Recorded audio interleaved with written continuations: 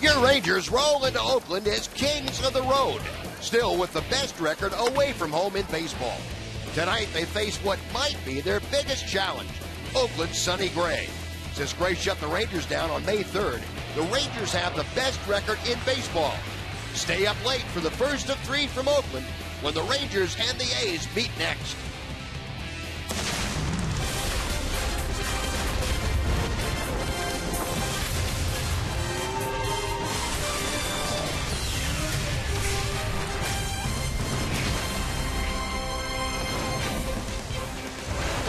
Texas Rangers baseball is presented by AT&T UVerse TV. And a shot of San Francisco Bay and here on the East Bay. Odotco Coliseum is the site of the Rangers and the Oakland A's series getting underway here tonight. And welcome in everyone, along with Tom Greaves, Steve Busby. Delighted you could join us as the Rangers conclude this road trip with 3 against Oakland. They got off to a good start, winning 2 out of 3 against Kansas City. And, you know, we take you back to the 3rd of May. It was not a good day for the Rangers. They lost to the A's at home, and things have turned around since then, Tom. Yeah, I know. You go back to that day when Sonny Gray shut out the Rangers, and you start to think, what were you thinking at that time? And, you know, if you're honest, you start to think, are we buried 1 month into the season? Well, strange things have happened since that point in time. The Rangers were 8-16. They were 9.5 games out after only 24 games. It's hard to be 9.5 games out after only 24 games into the season. So were we buried? No, not really, because now we're 30-27 and only 3 games out. It's been one of the most dramatic turnarounds I can ever remember for a Ranger team. Only 1 month after being 8-16 to only be 3 games out. Pretty remarkable the way the team's been playing. Well, you're right about that, Tom. And everything has kind of gotten itself worked out. And the Rangers certainly hope that this young man, Nick Martinez, continues to get things worked out here tonight. The first of 3 with Oakland coming up from Odotco Coliseum. We are back with the starting lineups and the first pitch right after this.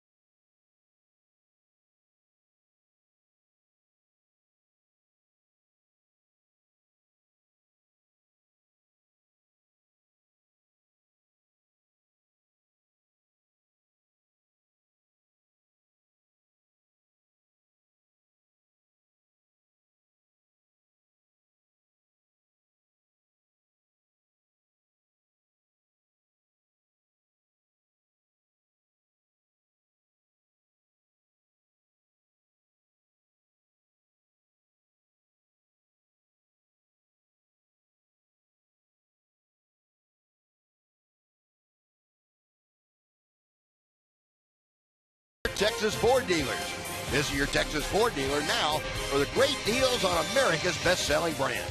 Ford is the best in Texas. By AT&T UVerse TV. UVerse has more live TV channels on the go than cable. And by Southwest Airlines. Book your low fare now at southwest.com. Kind of a high overcast here this evening in the East Bay, Oakland, California. Rangers and the A's getting set to start this three-game series. Before we get things underway, let's head down to the field and check in with John Radigan. Yeah, Buzz, the good news is that Nick Martinez has the fourth lowest ERA in the American League on the road. That's a 1.76 ERA. The bad news, his last outing was his worst of the season and his shortest of the season so far. Although that's only bad news if you let it linger, which Nick promises he won't. You know, those things happen. Just trying to bounce back, get back on the attack. And, again, it's one of those things where you just understand that those things happen and you try not to overthink it and do your best to get back on track. And that is exactly what the rest of the team is expecting from Nick Martinez tonight. And, of course, that's what they'll need from him tonight when they're facing Sonny Gray again for the 9th straight series in which they've played the A's. Guys, back up to you. All right, John, thank you. Yeah, it doesn't seem like the Rangers ever miss Sonny Gray, or let me put it the other way. It doesn't seem like Sonny Gray ever misses the chance to throw against the Rangers. Yeah, and he certainly will tonight, and Tom's going to tell you about the Southwest Airlines Texas Rangers lineup that will face him. Rangers will start with Delino DeShields in left field. Shin-Soo Choo is the right fielder. The DH is Prince Fielder. Mitch Moreland bats fourth at first base. Joey Gallo is fifth at third base. The sixth hitter in the lineup is Elvis Andrus. He'll play shortstop. Leonis Martin is batting seventh in center field. Robinson Chirinos bats eighth and catches. And batting ninth is the second baseman, Hanser Alberto. And that lineup will be facing the 25-year-old right-hander, Sonny Gray, 7-2 this year, a Major League best 1.65 ERA. Has an above-average fastball and curveball, and he will turn those two pitches into about 6 different ones with the ability to make them move and in different directions and also be able to change speeds, especially on the breaking ball. So he is a tough customer. Ranger hitters will try to find out early if he's going to be around the strike zone or if he's going to be a little bit wild. And Gray, as we saw the last time that the Rangers faced him out here, walked 7 people in the ballgame, and if he does that, Rangers will try and take advantage. Here's Delino DeShields starting things off, and the first pitch is ball 1. First pitch. Delino, a 270 average, no home runs, 11 driven in. Gray back to him, deals a strike, 1-1. DeShields in a little bit of a downturn at the moment, 0 for his last 11. He just 1 out of 12 on the road trip thus far. The first 3 games, of course, in Kansas City. Didn't really want to do it. That sharp breaking ball. It's 1-2. 68 degrees on a comfortable evening here in the East Bay. Very light breeze coming out of the northwest, moving from the left field corner over to the right field corner. Got him swinging. Well, there you saw a couple of different variations of the breaking ball, and Delino DeShields, a strikeout victim to start things. And we'll take a look at the A's defense, and we'll back up Sonny Gray here tonight. Zobrist and Let Burns in center. Reddick is in right. Mark Canha is the first baseman. Sogard and Semien up the middle. Brett Lowry at third, and Stephen Vogt is catching. And that is a defense that, as Tom told you, has been a little bit suspect early in the year. They are the last place team as far as fielding goes. 57 errors, the most in the American League for that defensive group. Here's Shin-Soo Choo, and he takes strike 1. Buzz, you're talking about that game where Sonny Gray walked 7 batters.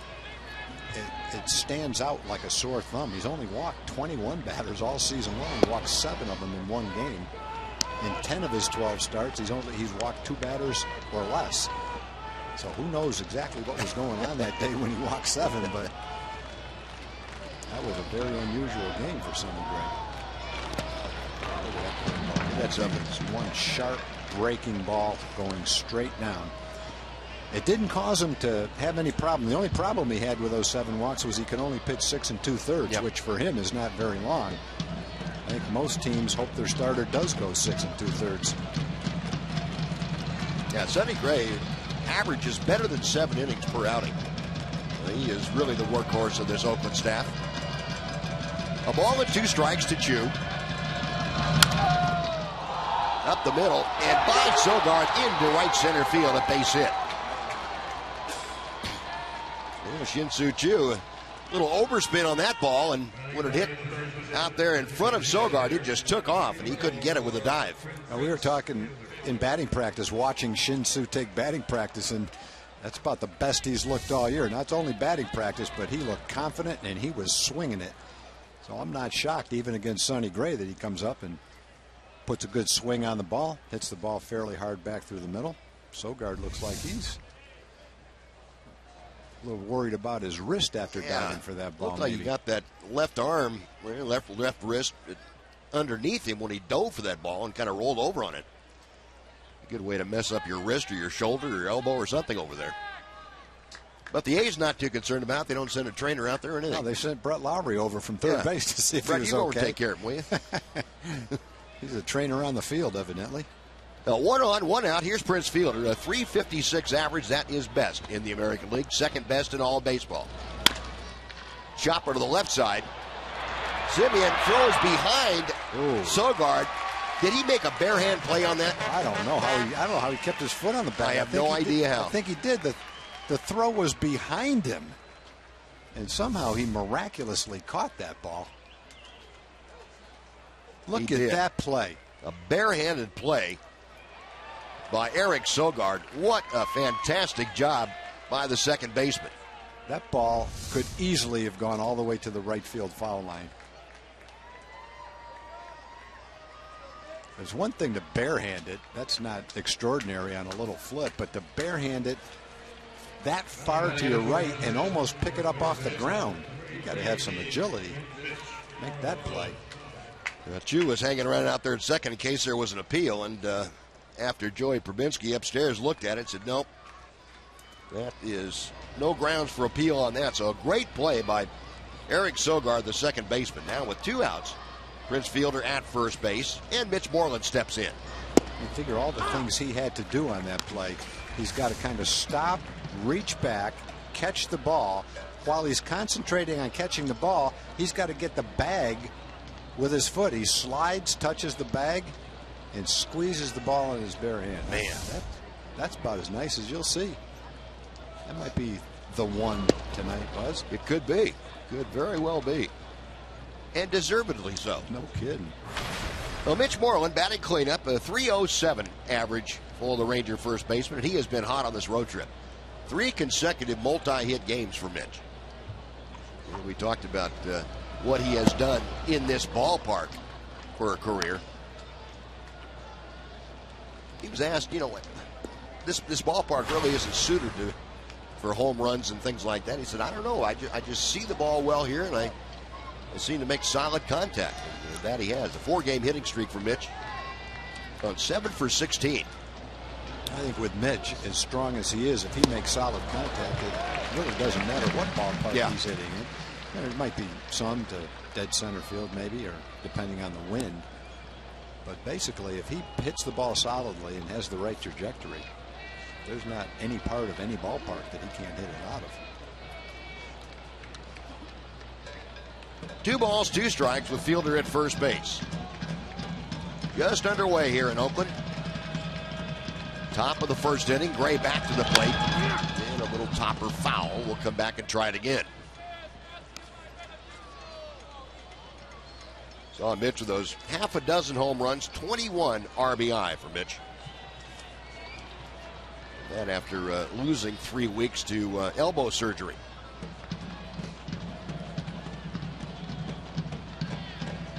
He has 11 career home runs against the A's. Another 2-2 pitch is coming. Got him swinging. Well, Gray gets a couple of strikeouts to the first. Rangers get a hit, but strand a runner. Half an inning in the books. Rangers nothing. A's coming up.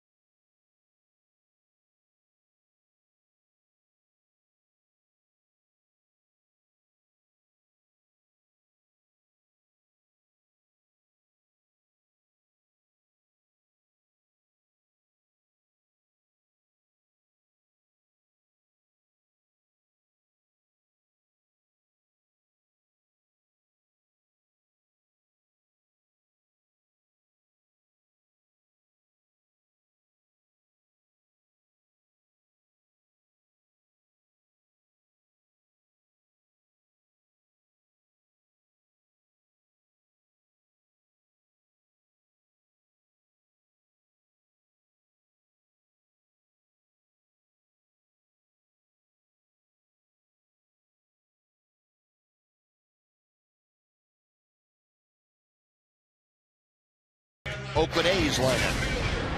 The hot Billy Burns will lead off and play center field. Josh Reddick, 10th in the American League in batting, will bat second. Ben Zobrist is in left field. Stephen Vogt is the catcher. Billy Butler is the DH. Brett Lowry will bat sixth at third base. Mark Canha gets the start at first base. Eric Sogard is at second. And batting ninth is the shortstop, Marcus Semien. And that lineup will face the 24-year-old right-hander, Nick Martinez. He's going to work quickly. First pitch of the ball game is lined to left center field, but racing over to his right. Leonis Martin tracks down that Billy Burns drive for out number one. In our progressive scouting report for Nick Martinez, 4-2, a still very fine 2.89 ERA in 11 starts. Command has improved a little bit, but we'll still have to focus on being aggressive. And you heard him talking about what he needed to do with John Radigan. Early in the count, he has to be aggressive, and he has pitched well on the road this year. Fourth best road ERA in the American League. One out, here's Josh Reddick.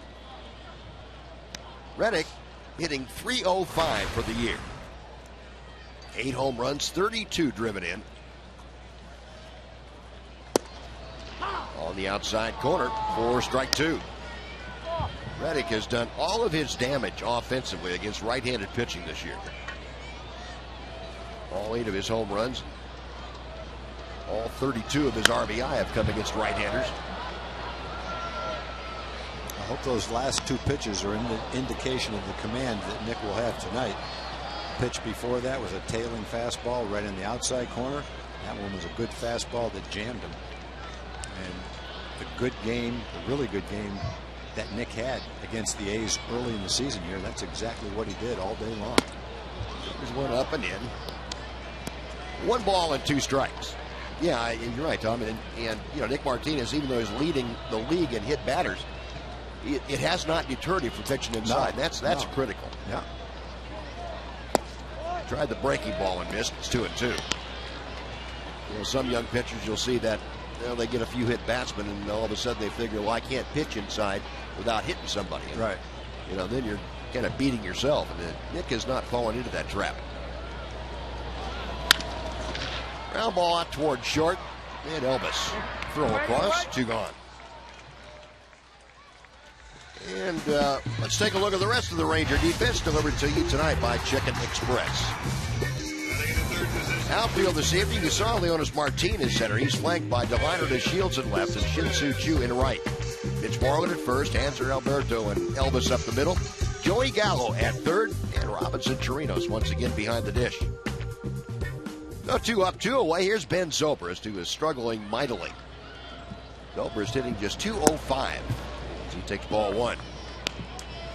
Zobrist was out for several weeks. He had to have knee surgery. He had a little bit of a meniscus tear, a cartilage tear in his knee.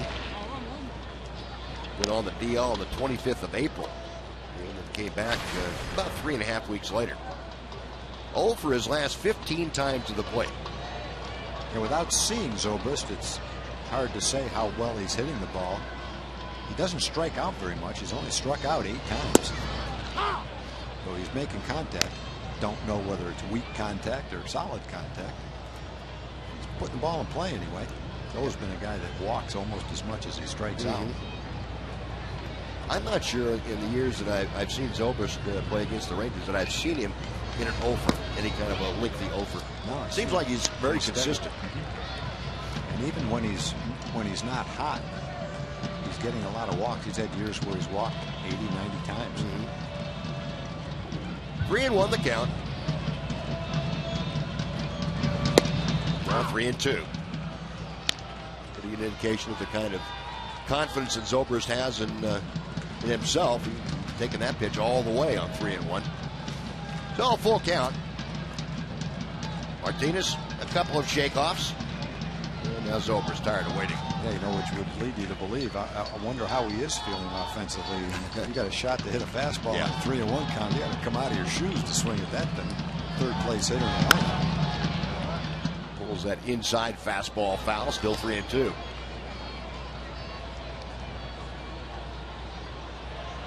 Well, Zobrist hitting third in the order, trying to get a board to keep this first inning alive. Stephen Vogt, the catcher, waits to be next. Another 3-2 pitch. Tapped over the mound. Alberto, long throw, a hard throw in the dirt, and a nice play by Mitch Moreland. So it's a 1-2-3 inning. Nick Martinez and the Rangers send the A's down. We finished one in Oakland, no score.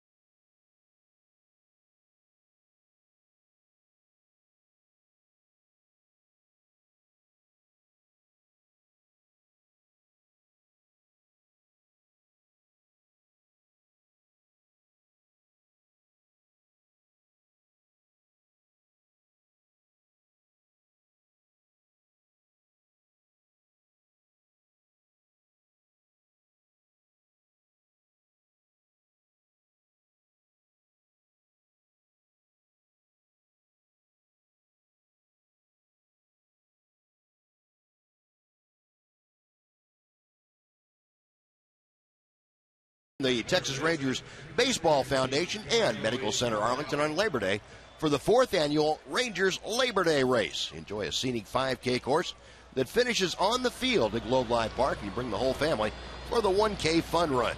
Visit TexasRangers.com/race to sign up. But don't wait, because registration fee increases on July 15th. Joey Gallo starting things off for the Rangers here in the second inning. Gallo, Andrews, and Martine, the first three to face Sonny Gray. Joey at 292. It's the off-speed pitch down and away, 2 balls and no strikes. That's one of the sharper breaking hard curveballs you'll see. Not quite a Burt Blyleven curveball, but that's a really nasty thing to try to hit. In on one hop out to Sogard. One gone. We were talking about Sonny Gray. How about our Kubota power stats tonight? Last 3 starts against the Rangers, Sonny Gray is 3-0. He has not been scored upon in 23 2/3 innings. Rangers have hit a blasting 114 against him. 13.5 pitches per inning.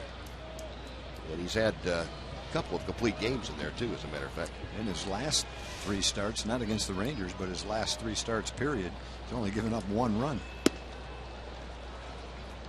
So you look at his numbers: first in ERA, first in opponent's batting average. He'll probably, depending on who else is pitching today, have the most innings pitched after today. 10th in the league in strikeouts. At this stage of the game, you're looking at the best pitcher in baseball, really. Yeah. Yep. He's not a big guy. He's less than 6 feet tall, which is why he was probably only the 18th pick in the 2011 draft. Elvis lofts a fly ball to right. Josh Reddick is there. 2 gone. You get a guy like this with the 18th pick, you've done a pretty good job. And a lot of scouts will shy away a little bit from a right-hand pitcher who's less than 6 feet tall. Doesn't fit the mold. They want 6'2" or above. 195 to 220 pounds. Sonny Gray's not that kind of guy. I think the feeling is that a guy 5'10", 5'11", won't have the durability and the strength over time that a bigger, stronger pitcher has. I don't know if I'm buying that theory, but I think that's the way a lot of scouts look at it. Well, you know, if that were the case, Tom, why would it make any difference whether the guy's right-handed or left-handed? You think left-handers will wear out too? That's a good question. But there are a lot more left-handers under 6 feet tall than there are right-handers. Oh, I agree with you. I don't know why. That's maybe because they're not hard throwers. They're curveball, sinker ball pitchers, and that doesn't take as much out of you. I don't know. I've always wondered the exact same thing. Well, Leonis Martin able to sneak in an opposite field single with 2 outs, so he's aboard for Robinson Chirinos. A lot of things about left-handers that I don't understand. Why does a left-handed throw tend to tail away and a right-handed throw doesn't? No one will ever be able to explain that. Well, and you've seen left-handers, and I know I have too, that cannot throw a ball straight, no matter which way it's going to go. I don't know. It's symmetrical. Yeah. I mean, one arm is on one side, the other's on the other side. Why does that happen? I have no clue. And it used to be. I want the sabermetricians to explain that one to me. It used to be left-handers all wore their hats crooked too, like Sabathia, and then you get a guy like Rodney that kind of ruined Fernando that idea. Rodney's. Yeah. Although I still think he's left-handed between the ears, and he just happens to throw right. Left-hander, his right-handed body. But that's something you notice how that is true with a left-handed thrower when you're little. Yeah. You know, when you don't even know what breaking balls are, you notice that when a guy throws the ball, it seems to look different than when a right-hander throws it. And as far as I know, that's been universal throughout all time. I wonder how that translates to a left-handed quarterback. I wonder if his spiral is different than a right-hander. I don't know. Chirinos, a high chopper to third. Lowry on across the diamond. That'll do it. Rangers get another hit, but again, strand a runner. They left 2 aboard. After an inning and a half, Rangers nothing, A's nothing.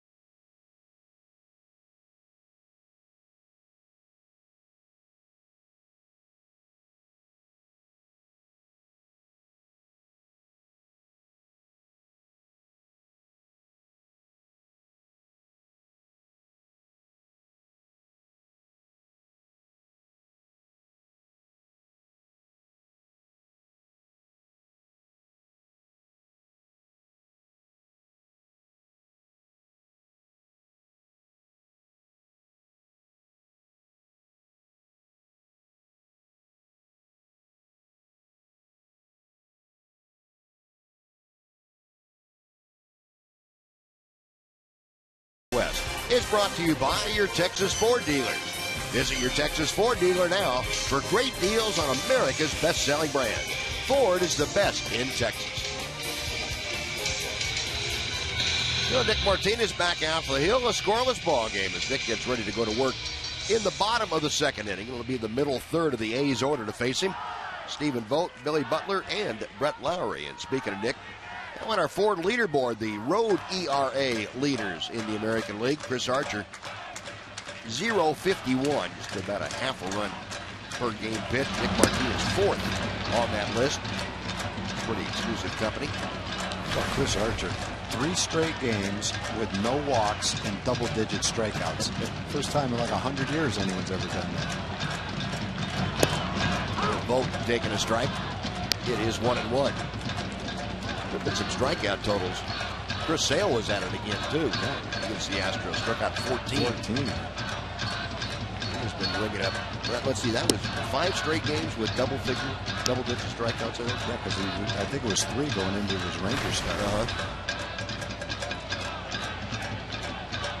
Vogt in a pretty good downturn offensively, 0 for his last 12. I heard an interesting discussion on one of the sports stations today, whether the pitching is better now than it has been, or whether the hitters just don't care about strikeouts and they strike out more no matter what the pitching is. A couple of people were saying there's no way the pitching can be better now than it was 10 years ago. Other people are saying the advent of the cut fastball and the velocity and blah, blah, blah has led the pitchers to be even stronger now than ever before, and that's why the guys are striking out at an enormous rate. So I'm not sure how different people weigh in on that, but it's an interesting discussion. Delano to Shields backpedaling, takes care of Vogt's fly ball, 1 gone. There's no doubt that strikeouts are up. I think they've been up almost every year for the last 10 years. Strikeouts have been up. At least, if not going back further than that. Yeah, you're right.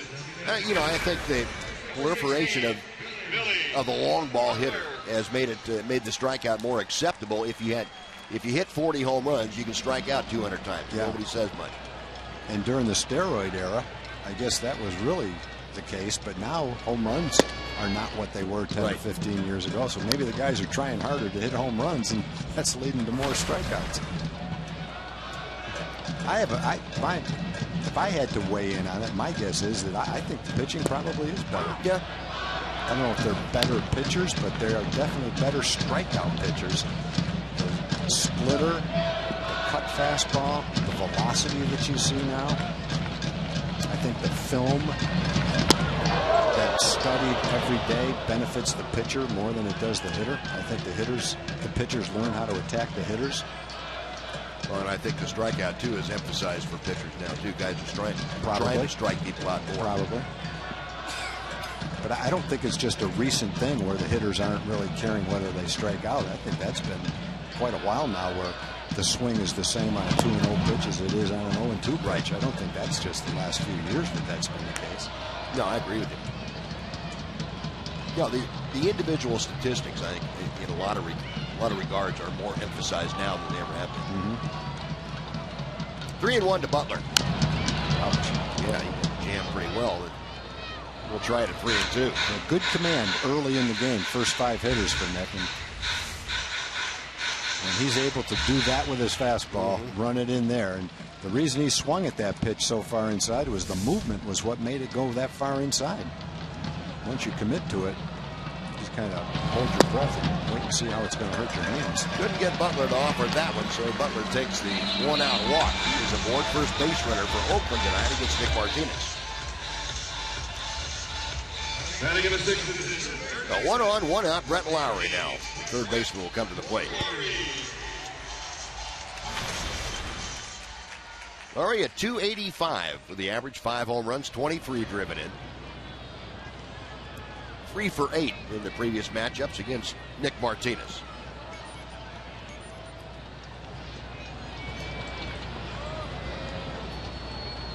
Nick's first pitch to him is a little bit low for ball 1. Or if you remember that tragedy in Boston last week, the broken bat that flew into the stands and hit that lady, and fortunately she's going to recover and be okay. But Brett Lowry was very upset about that. It was his bat that had broken while he was at the plate. He said he did not see it actually happen. He was going to first base running, but he certainly got down to first and looked back over there, saw all the attention that the woman had drawn, and was very, very upset. So it stuck with it.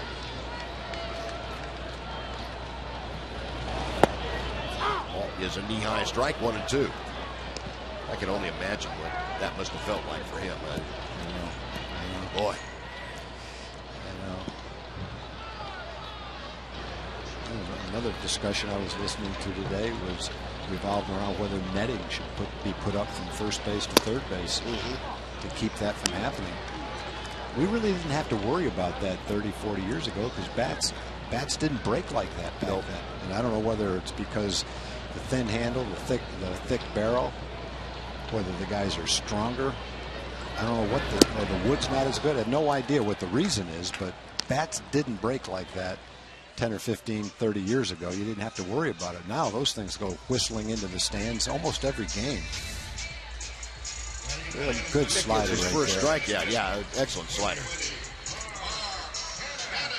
The other thing that's a complete myth is that the people that get hit in the stands are people that are on their phone and not paying any attention.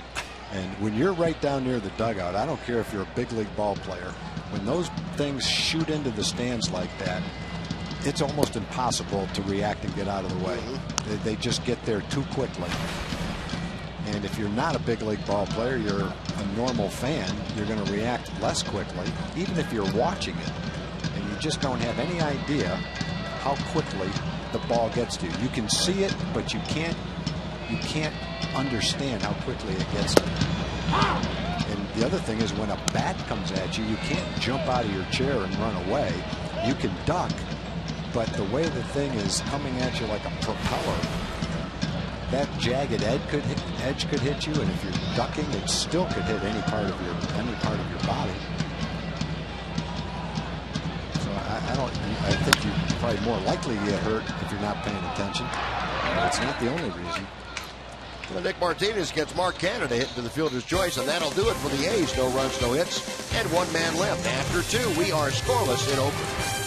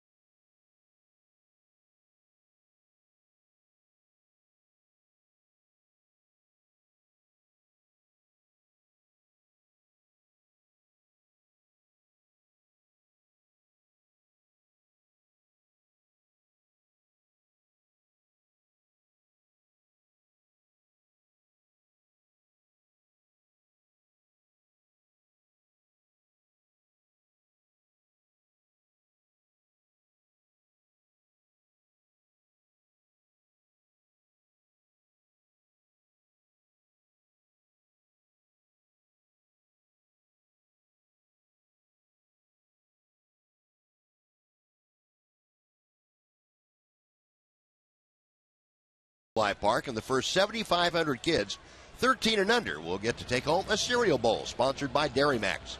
Get your tickets at TexasRangers.com and bring your kids home happy.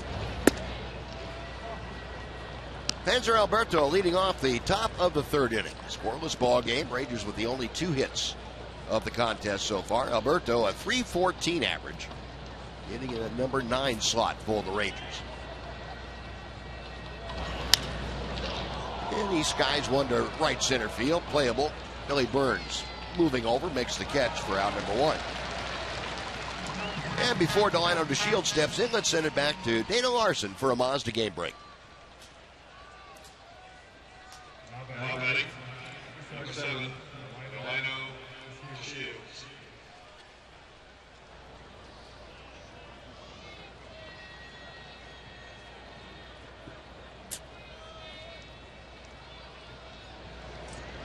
Wow. Wow. All right, Dana, struck out the side in the ninth. That's going for your no-hitter, boy. That is close the door, isn't it? Wow. I remember the day Burt Blyleven threw a no-hitter in Anaheim. when he smelled the no-hitter about maybe 2 outs into the 8th inning, he never threw another fastball. he broke off that curveball one right after the other. And it was his curveball was the kind of curveball you could know it was coming. He could tell you it was coming, and you still couldn't hit it.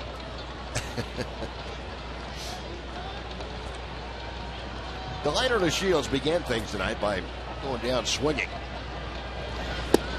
Plus, we got some comments from different people about our discussion a minute ago. Oh, okay. From the esteemed writer for MLB.com. You might know him better as T.R. Sullivan. He had a little bit of a theory on why hitters are striking out more. Delino rips one to right center field. That is in between the outfielders, one hop and off the wall. And DeShields not stopping at second. He is on his way to third, and he is in standing as Delino DeShields smoked one in between Reddick and Burns for the triple. Boy, he really, that's the best ball he's hit all year right there. He drove that thing. Line drive. Burns can fly out in center field, but he had no chance to catch up to that one. Beautiful swing, gets a fastball out over the plate. And he deposited that thing into right center field. He's hit a lot of balls out there hard.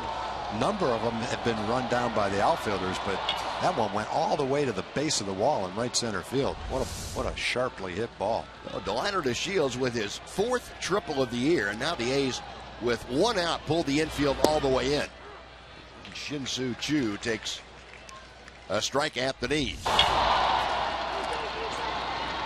Boy, how much fun is it to watch that guy put him on. You know, we comment every time he goes around second like that, it's almost cutting the corner perfectly, and it's the same every time.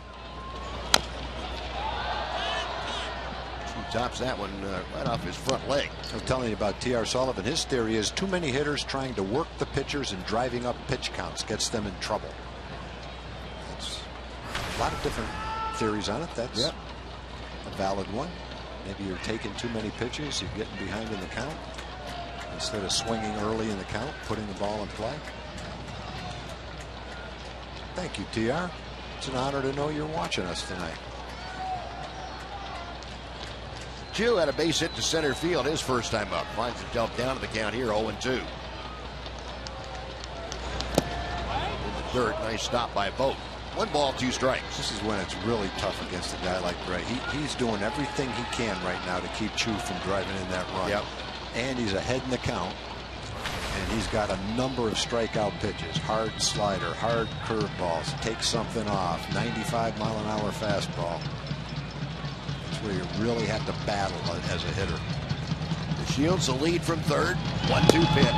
Got him swinging. It was a hard curveball. Yep. Sure was. That is strikeout number 3 for Sonny Gray. I think Shin-Soo swinging the bat well. He's concentrating. He just, against a guy like this with his kind of pitches, his repertoire, it's tough, boy. Well, he'll leave it up to Prince Fielder, who is the second highest average with runners in scoring position this year. He's hitting .418. Tried to go up the ladder, couldn't get on top of that Gray offering. 95 miles an hour. He can pretty much pop at 95 anytime he wants. He probably does most of the time when he really needs a little bit extra, like that high fastball. 0-1 pitch. 1 ball and 1 strike. He gets a lot of ground balls with his 2-seam fastball too, and that I guess that one's probably 92 or 93 miles an hour. There's that runners in scoring position average we were talking about. Second highest in the American League. This is the dirt again. Vogt. A nice stop.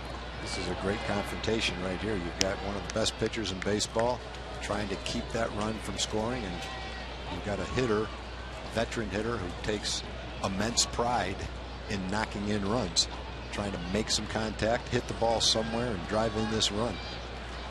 And you've got a speedy runner at third, which means any ball in the dirt. That's right. Adventure. That's right. Sonny Gray generally leads the league, or close to it, in wild pitches because of those heartbreaking balls. A little flare out into left field, falling in a hurry, and it's down for a hit. In to score DeShields, and Prince Fielder finding some way, somehow, to get that run home. Exactly right. And he did it. The Rangers lead it 1-0. We're talking about the strikeout being up. In that situation, he's a tough guy to strike out because he's not trying to hit the ball out of the ballpark. He's not taking one of those home run swings. He's just trying to play pepper with the center fielder, just trying to hit the ball somewhere. Gray makes a pretty good pitch. He gets it in on him just a little bit, but he fights it off. Left fielder has to play a little deeper than maybe he normally would on a hitter, and that lets the blooper fall in for an RBI. Well, the Rangers, a run on 4 hits now. They had Mitch Moreland first ball swinging. Hits it to fairly deep left field, but Zobrist has a play. And that will do it. But the Rangers get on the board. A run on 2 hits and 1 man left. After 2.5, Rangers 1, A's nothing.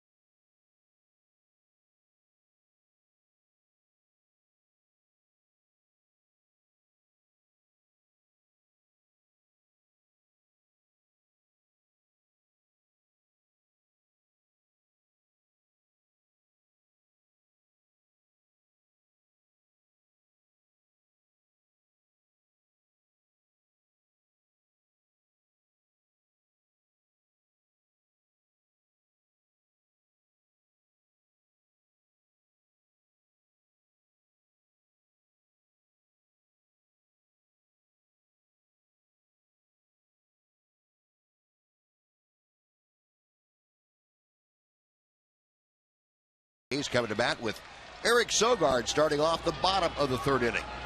Sogard, Semien, and Burns. As Nick Martinez fires strike 1.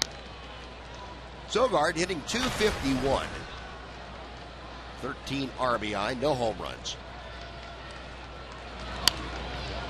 And Nick Martinez getting that fastball in on him. Nothing at 2. So far, so good.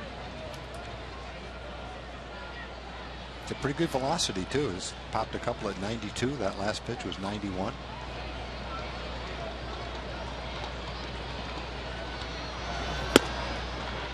One ball and 2 strikes. Saw the matchup numbers. Sogard 0 for 9 against Nick Martinez.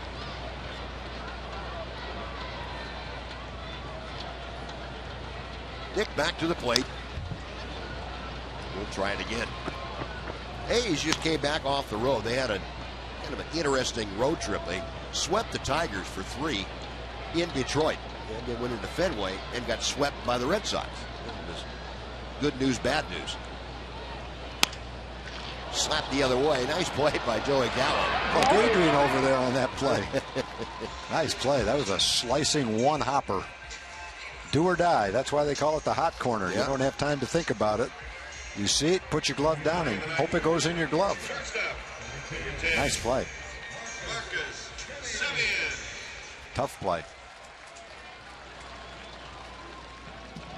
Oh, 1 gone, now Marcus Semien. Strike at the knee. Semien, .275 average.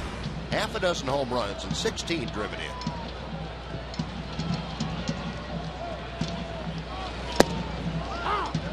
Good fastballs at 92 miles an hour. This time we saw the A's, seemed like Semien was hitting a little bit higher in the order, and they tried him all over the place. He elected to have to spend most of the time down toward the bottom now, and he's been able to drive in some runs, 16 RBI, and he had an occasional home run for you. Last 16 games, it's been a bit of a struggle. The 175 average as opposed to 309 prior to that. 1-2 the count. Got him swinging. Good sinking fastball. Yes, it was. 3 fastballs at 92 miles an hour. Good movement on him. So that is the second strikeout for Nick Martinez. Hey, Baylor fans, Fox Sports Southwest wants you to show your Bear pride in the Texas Ranger game. Get discounted tickets for Friday's game against the Twins, and the first 2,000 fans who purchase a Baylor University Day ticket receive a special Baylor-themed Rangers cap. Go to TexasRangers.com/UDays for details.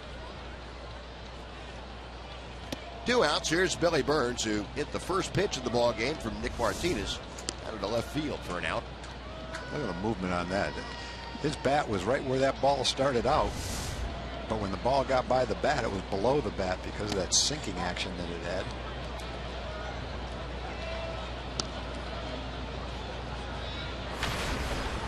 He was swinging that ball repeller.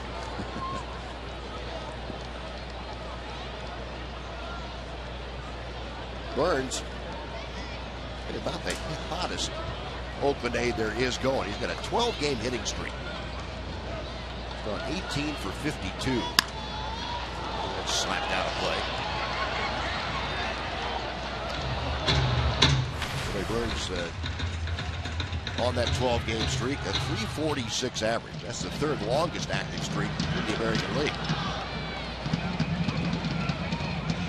Burns recalled from AAA Nashville back on May 2nd.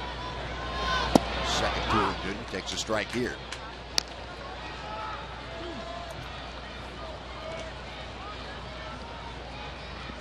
Coco Crisp, the starting center fielder for the A's, and coming into the season, all kinds of injury problems.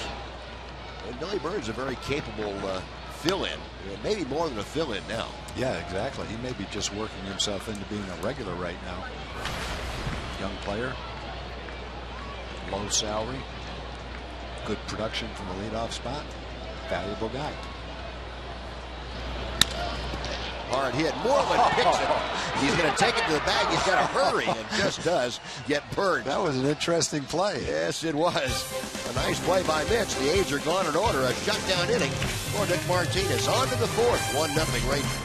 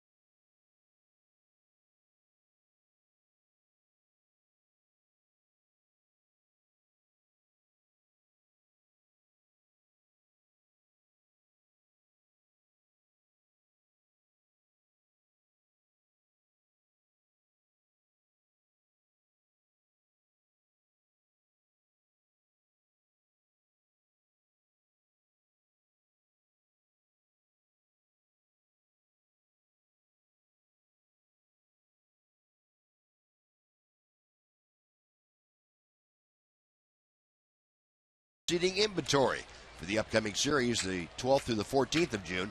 Treasure Chest has a limited time offer of pay the day seats. On June 12th, you'll pay $12. June 13th, $13. And on June 14th, just pay $14. Head to TexasRangers.com/treasure chest to buy, but hurry, this offer expires tomorrow at 5 p.m. Joey Gallo starting things off for the Rangers here in the fourth inning. Texas on top 1-0. Gallo hit a sharp one hopper right to the second baseman, Eric Sogard, his first time up. Fouls that pitch off. Now he finds himself down at the count. 1 ball and 2 strikes to Sonny Gray. Gray has struck out 3 here this evening, but he's given up 4 hits. Rangers snapped his scoreless streak that he had going against them with that run in the third inning.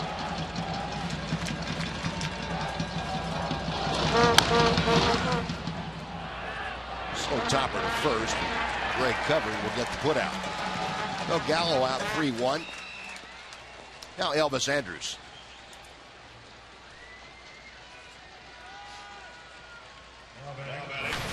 Buzz, I want to thank the Schmidt family. Tim, Jan, Ashley, and Allison for the nice card with their picture on it. They're formerly from Richardson, Texas. They're currently living in Pleasanton, California. Big Ranger fans. And thanks very much, Jan, for sending up the treats for us as well. Hope you're enjoying the ball game. Glad to know we've got Ranger fans out here watching. Elvis takes a breaking ball that bends over the outside corner for strike 1. Andrus, a fly ball to right, his first time up there. We're talking about that scoreless streak that was broken that Gray had going against the Rangers. It reached 26 1/3 consecutive scoreless innings. Wow. Until Prince Fielder dumped an RBI single in the left last inning.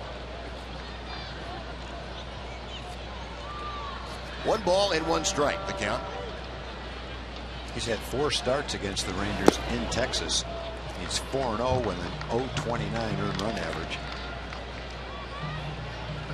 He's pitched pretty well against the Rangers here, but untouchable in Texas. Yeah, which is a little bit tough to figure out. Yeah, you would think it'd be the opposite. Yeah. Going back over the years, most of the A's pitchers, very good pitchers, were typically much better here at home than on the road. This takes a strike right at the top of the zone. He's going to make so a little bit of a grimace. But the count is even at 2-2. He also keeps the ball in the ballpark. He's only given up 3 home runs. And he's got a pretty efficient pitch count, 14.6 pitches per inning. Semi at the shortstop. On to first. 2 gone.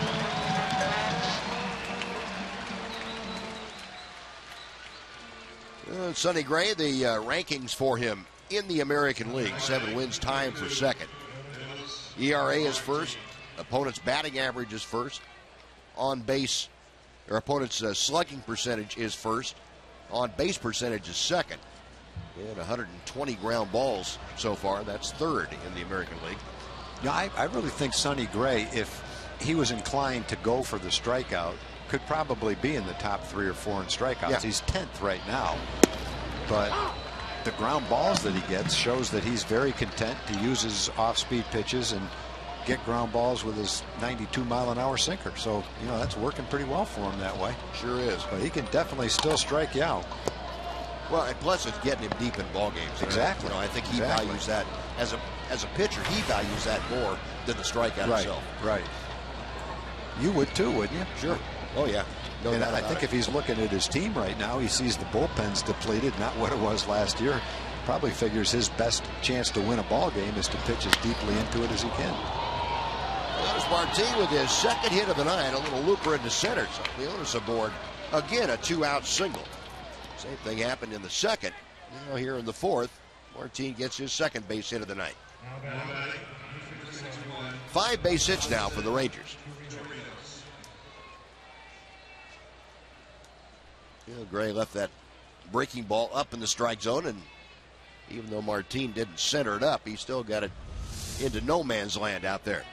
No, we'll see if Leonis now tries to swipe second, get himself in a scoring position with Robinson Chirinos at the plate. Chirinos a ground ball to third that ended the second inning. 0-1.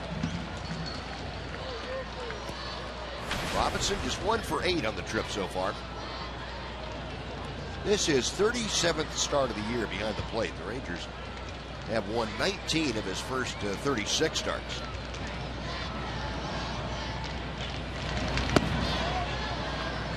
One ball and one strike. Also, the ball club has won 15 of his last 22, so he's got a pretty good roll, 15-7 his last 22 starts. And with the extra base hit being a big player for him, 7 of his last 12 hits have gone for extra bases.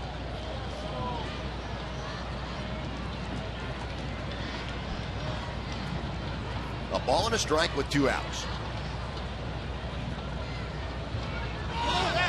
Boy, Martin got a huge jump and won't even bother sliding. Vogt almost decided to throw to third to cut him off, and he kept on going. Watch this. That's getting a jump right there. Might be in a little bit of trouble if he looks over, but he never did. Well, the 10th stolen base for Leonis Martin. That's second on the team to Delino to Shields now. He's in scoring position. 1 ball, 1 strike. And the pitch gets away from Vogt, so down to third goes Martin. There's that wild pitch you were talking about, Tom. Yeah. He'll bury that breaking ball in the dirt a lot. And I'm sure that Vogt and the other catchers block most of them. But he wasn't able to block. He blocked it. He just couldn't keep it in front of him. Boy, a curveball is that hard and breaks that much too. It's got to be tough. Yeah, you never know what it's going to do against the ground. 2-2 now the count. Martin at third. A little tapper foul at home plate. That's right again. That's a pretty good swing just to foul that curveball off. Yeah, I'd be happy I fouled it off. You hope that if he throws another one, it hangs a little bit. But that one didn't hang. It was almost in the dirt. He didn't shy away from throwing the curveball once Martin got to third base either. Leonis down there at third. Gray set. Another 2-2. Count is full. Well, Chirino's trying to extend this inning. If he gets aboard, Hanser Alberto is waiting in the on-deck circle. Rangers leading 1-0 here in the top of the 4th, trying to add on.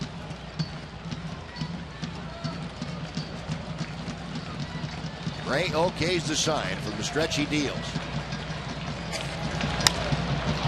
a fly ball to center.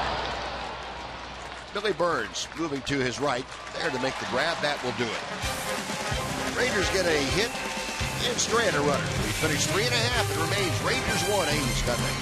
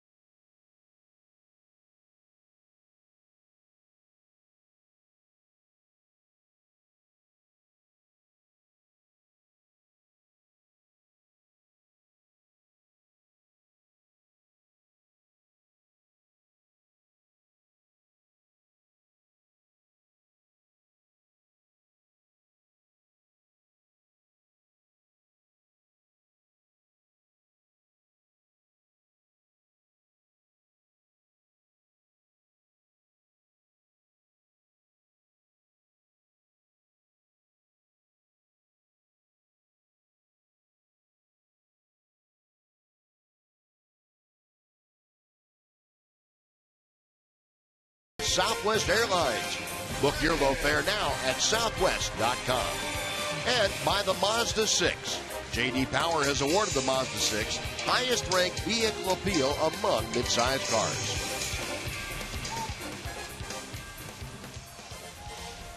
The sun setting out here on the West Coast. Nick Martinez back to the hill, trying to make the sunset on the A's. He has them down 1-0 as we start the bottom of the 4th inning. Josh Reddick leading things off, moving that number 2 slot, and Nick drops in a breaking ball for strike 1. Reddick, a ground ball to short, his first time up there. Reddick with a little bit different look than we've seen from time to time. Sometimes he has a full beard. Somewhat clean shaven this time around.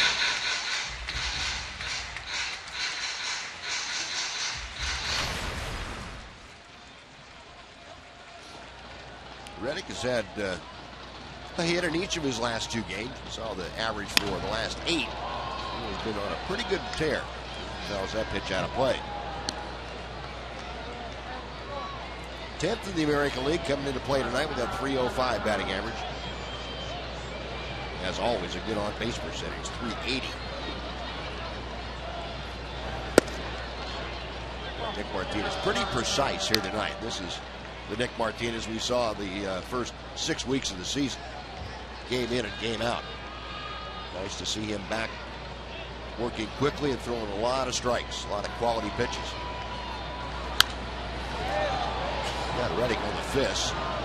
Still a ball and 2 strikes. Let's make the pitch. You hope he puts that ball in play in a fair territory. It'd be a simple out. Strikeout rate tells you how good a hitter Josh Reddick can be. At every 9.7 times to the plate, he gets a strikeout. That's 4th best in the league. Plays off that good breaking ball, and the count evens at 2-2. One of the reasons he's not striking out that much this year is because he's able to lay off that tempting curveball. Reddick's actually walked more than he struck out. 23 walks, 22 strikeouts. Finds this in the left center field. That is down, and it's headed to the wall. Our team plays the carom. Reddick into second with a leadoff 2-bagger. That one had some movement on it, but the movement brought it back out over the middle of the plate. Foul ball jammed him right in on the fists, but this time the movement is going to take it back out over the plate. You can see the glove and where the glove had to move to from one side of the plate to the other, and that allowed Reddick to get the good part of the bat on the ball. And he hit the ball well where it was pitched. So the first hit of the night given up by Nick Martinez, a leadoff double here in the 4th inning. Now Ben Zobrist up there. There's a strike right on the outer edge. Zobrist had a ground ball to second his first time up. Jim Wolf, by the way, calling balls and strikes tonight. He was one of the very best in the business. Matter of fact, the last ratings that they had where the players were asked, Jim Wolf was rated the best ball strike umpire in the big leagues. A ball and a strike. Zobrist a .202 average as he faces Nick Martinez.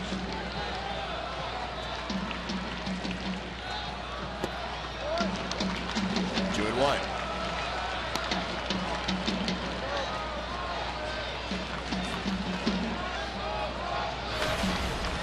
Zobrist came back off the disabled list on the 25th of May. Went 6 for 38 in the 12 ball game since then as he takes outside. 3-1 now. Well, Nick being careful, trying to get Zobrist, or keep Zobrist, I should say, from rolling over on a pitch and pulling it to the right side.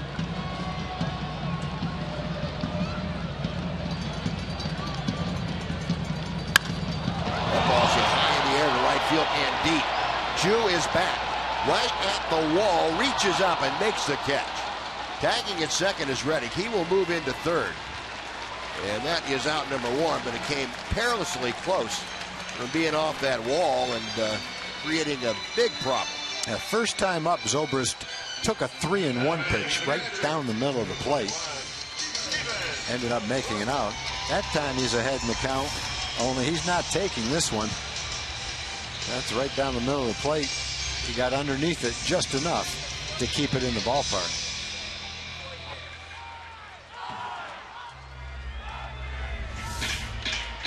So Chu able to make that catch right up there against the Hancock sign in right field. Now the Rangers with 1 out and Reddick at third will pull the infield all the way in. Stephen Vogt the hitter. Vogt a fly ball to left his first time up there. Pulls one sharply, but right at Alberto, the second baseman. Alberto will check Reddick back and on to first for the out. As a hitter, all you can do is hit the ball hard. Vogt hit it hard, but with the infield in, easy out, no run. So now the infield back to their normal depth with 2 away, and Billy Butler will come up.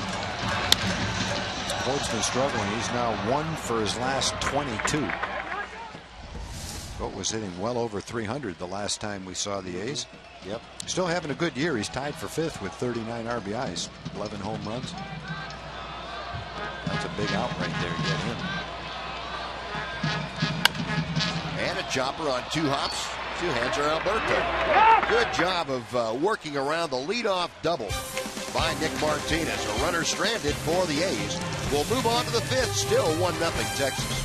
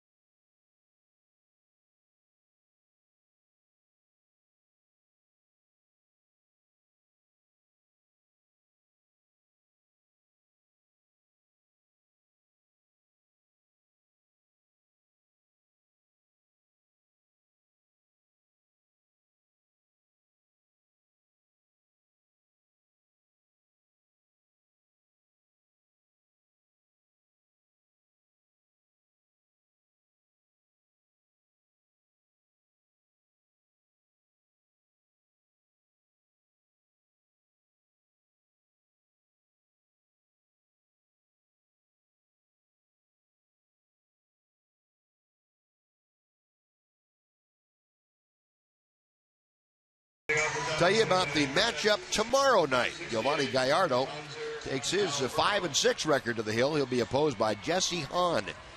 A 3-5 mark in the 11 start for the A's. 9 o'clock right here on Fox Sports Southwest, the middle game of this 3-game set. Hanser Alberto, who handled the last 2 outs of that bottom of the 4th inning, will start off the 5th. 1 ball, no strikes. Alberto, a fly ball to center his first time up. The Rangers have been able to get to Sonny Gray a bit. They've had 5 hits against him. They had at least 1 hit in each of the first 4 innings. Gray, as you would expect, equal to the task for the most part. The run he gave up was after the 1-out triple by Delino DeShields, and then the 2-out RBI single. Yeah, there's a base hit to open the inning up by Alberto. That's what you have to do when you get a hanger. He makes so many good pitches, and he's such a good pitcher, but he's not perfect. And when he makes a bad one, you want to capitalize on it, and that's what Hanser did. He got a hanging slider right up in the strike zone and ripped it into left field. If you don't hit those, then you're probably going to have a long day because you're not going to see many of them, and the other pitches you see are tough to hit. Well, we'll see now if Jeff Bannister wants his leadoff man, Delino DeShields, to bunt. He is around to bunt. This is always exciting. I enjoy a sacrifice with him up there. Yeah, a sacrifice situation more than anything. Yeah. I love to watch that young man lay down a bunt and take off. If for nothing else, nothing other than the fact that the defense is scrambling from the minute that ball's on the ground. They're sweating it. Yeah, they are. Alberto, a pretty good lead at first as Gray checks it. No bunt there. And the pitch high. It's 2 balls and no strikes. Delino tonight 1 for 2. Had that triple and scored the only run of the game thus far. That was in the 3rd inning. His average now up to 274.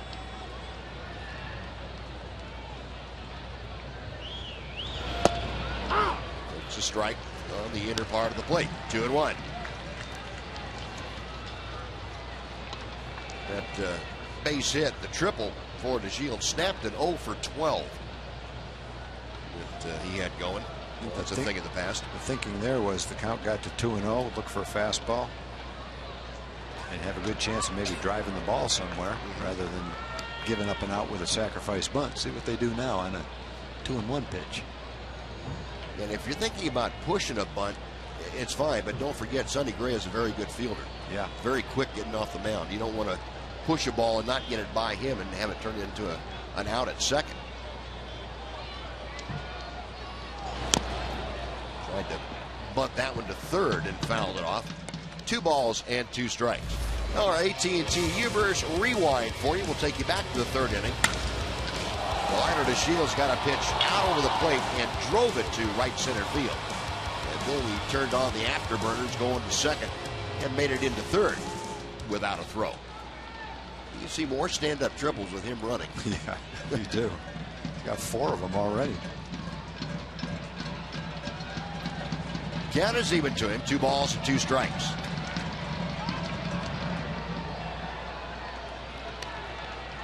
Hector Ortiz, the Ranger first base coach, over there to say something to answer Alberto. 1 on, nobody out. We play in the top of the 5th inning.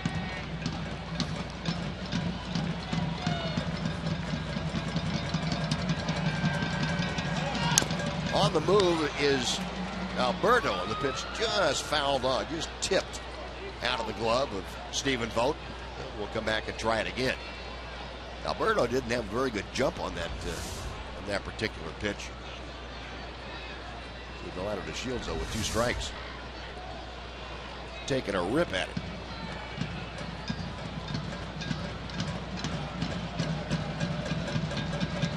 Alberto inching off the bag. He's staying put this time. And the pitch outside. 3 balls and 2 strikes. It was a strikeout pitch that he laid off of. Young hitter being able to lay off of that pitch. Well, full count with nobody out. We'll see if Jeff Bannister turns Hanser Alberto loose. You would figure that he probably set in motion. Have Shin-Chu Chu waiting in the on-deck circle. Ray ready. There goes Alberto. The pitch is inside. Ball 4. How about that? And the Rangers have 2 aboard with nobody out. And the big guy's coming up. He's walked 1 batter. And it's the youngest guy, most inexperienced hitter that worked the walk. Now batting. Took tough pitches. Yep. A single, a walk, 2 aboard. Chu coming up. Shin-Chu 1 out of 2 tonight. I would think you wouldn't figure that Chu would be asked to sacrifice here with Fielder coming up next. Probably not. Probably not. You just take the bat out of Fielder's hand. Yep.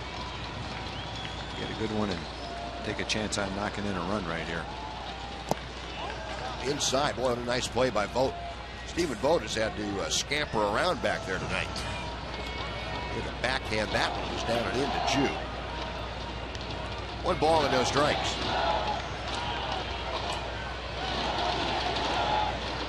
Chu 3 out of 16 on this road trip. If you go back to the start of May, and it pretty much parallels the rise of the Ranger fortunes. Double play ground to the second. A's turn it over 4-6-3. With Alberto going to third, he's there with 2 outs though. A fielder coming up. Well, that was a nicely turned double play. Sogard's a slick fielding second baseman, and he got rid of it quickly. perfectly accurate throw. Semien turned it. Watch how quickly he gets rid of this ball. Semien knows he's going to have to jump over the runner, and he's like a big league shortstop. It's what you have to do if you're going to turn a double play when the guy's trying to take you out. This fielder takes the pitch just a little bit inside for ball one. Fielder 1 out of 2 tonight. Had the looping single to left field to drive in the only run of the game. That was in the 3rd inning. So Prince now at 41 RBI, hitting .357. He has Hanser Alberto at third base.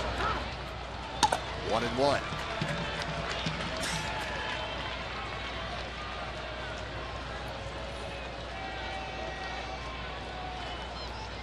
Fielder leading the American League not only in batting but also in hits.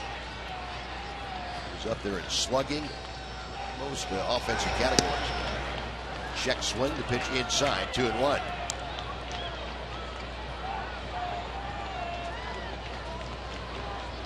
RBI, the race in the American League. Fielder now tied with Kendrys Morales and the Royals. They trail Mark Teixeira and Josh Donaldson.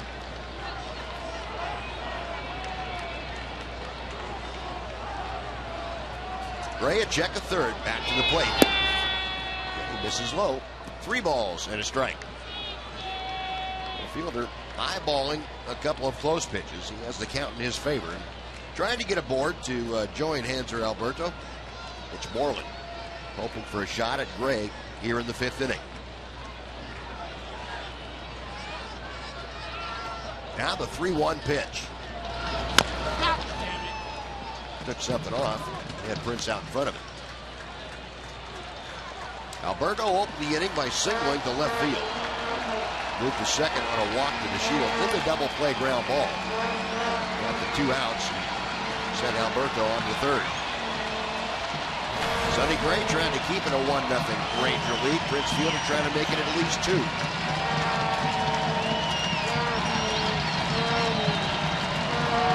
balls and 2 strikes. Hit hard up the middle, but right there is Marcus Semien, the shortstop. That'll do it. Pretty nifty job of pitching by Sonny Gray. No runs a hit, 1 man left. Halfway through the ball game. Rangers 1, A's 0.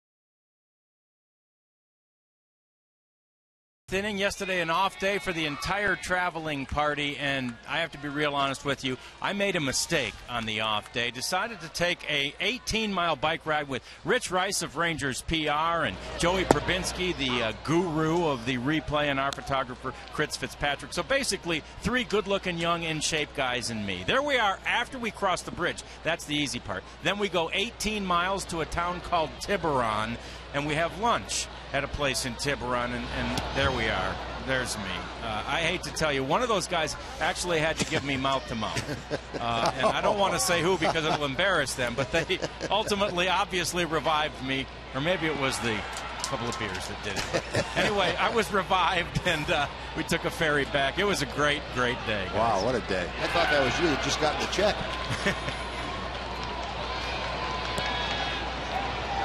That was a gorgeous day yesterday. It was beautiful. What a day for that encounter, outing. Brett Lowry, 0-2 up there. Takes the pitch inside. Lowry starting off the bottom of the 5th inning. A strikeout his first time up there tonight. Nick Martinez has struck out a couple. He has walked just one and allowed just the one hit. 2 balls, 2 strikes.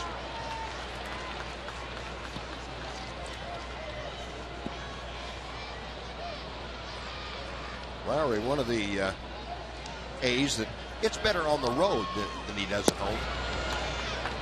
Hitting 322 away from Oakland. He's 239 here. And Lowry's pretty much a free swinger. He struck out 60 times and walked only 8 times. Patience is not a virtue for him. Although he's worked the count now to 3-2. Nick getting ready for the 69th pitch of the night. And Lowry pops it up. Mitch camping out underneath it. 1 gone.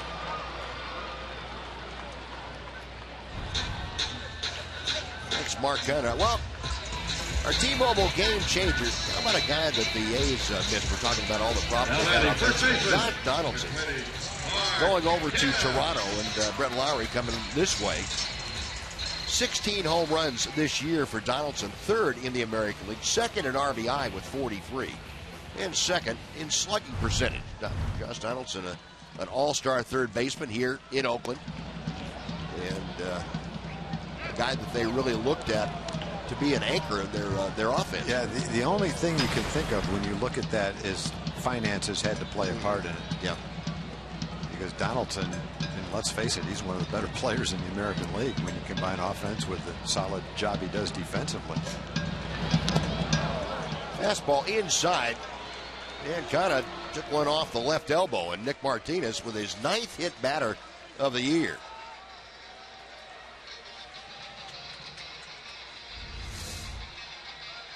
His fastball just running in and got Canna right on that, right on the forearm. So 1 on, 1 out. Well, there are the hit batter leaders in the American League. I guess it's proper to say a leader, isn't it, when you hit guys?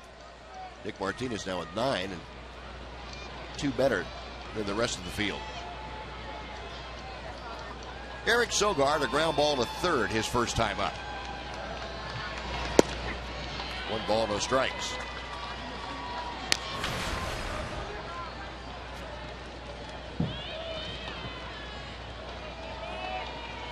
Sogard has always been difficult for the Rangers to deal with. He's a 300 hitter against the Rangers this year.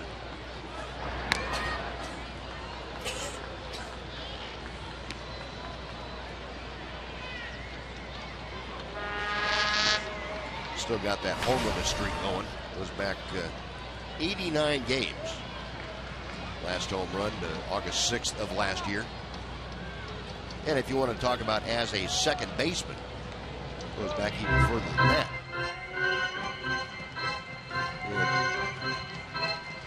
Robert Victorino's going to go and have a little chat. Sogard has a 174-game homerun streak as a second baseman. That's the longest in A's history.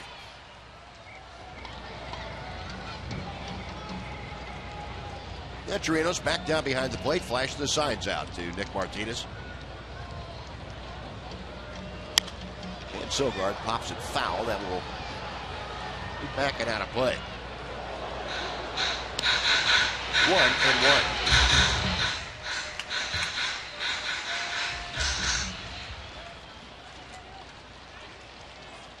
Rangers a run on 6 hits tonight. The A's no runs on 1 hit. That was a leadoff double by Josh Reddick in the 4th inning. And Mark Canha at first base, 1 out in the 5th. And Sogard hits it high in the air to pretty deep center, but very playable for Leonys Martin. 2 outs, Canha back to first, and Marcus Semien now will come up. And before he does come to the plate, let's send it back to Dana Larson for a Mazda game break.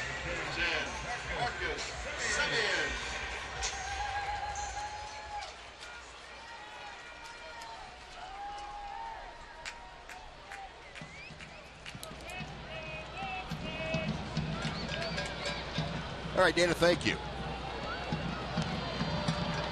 Marcus Semien went down swinging his first time that he faced Nick Martinez tonight. Takes a strike here. It's 0-1.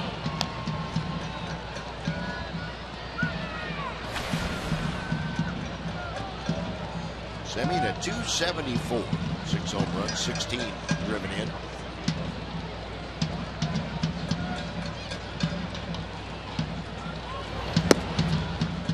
One ball and 1 strike.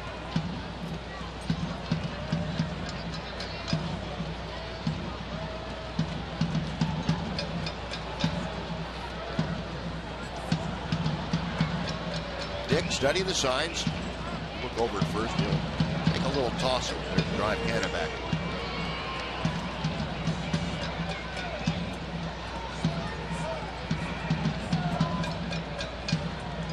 And the right-hander sets at the belt.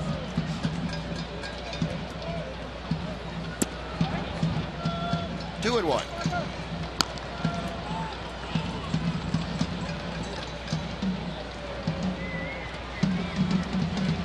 Rangers, the infield shifted around to the left for Semien. Pretty good size hole there between Andrew Alberto and Mitch Moreland on the right side. 2 balls, 2 strikes. Outfield, as you saw, pretty much straight away though.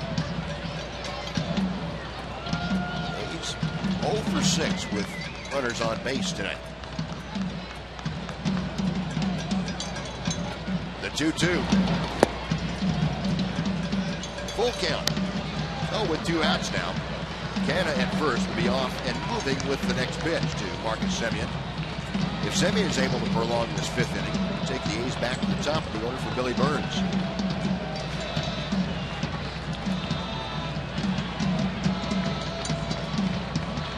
Martinez getting the sign for his 80th pitch of the night.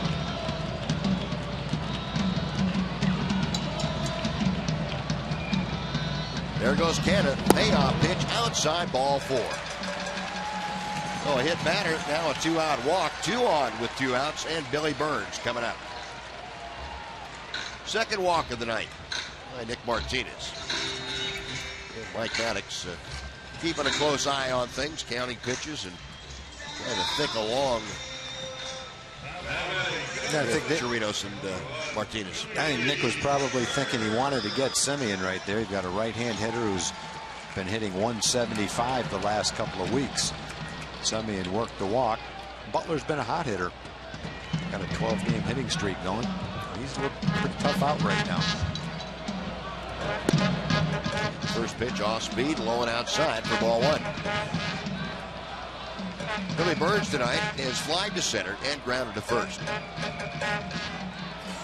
might have said Butler. I meant Burns.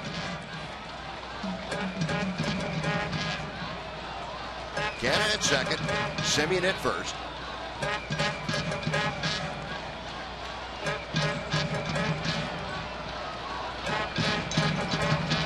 Burns back in there, and Chirinos flashing out the series of signs.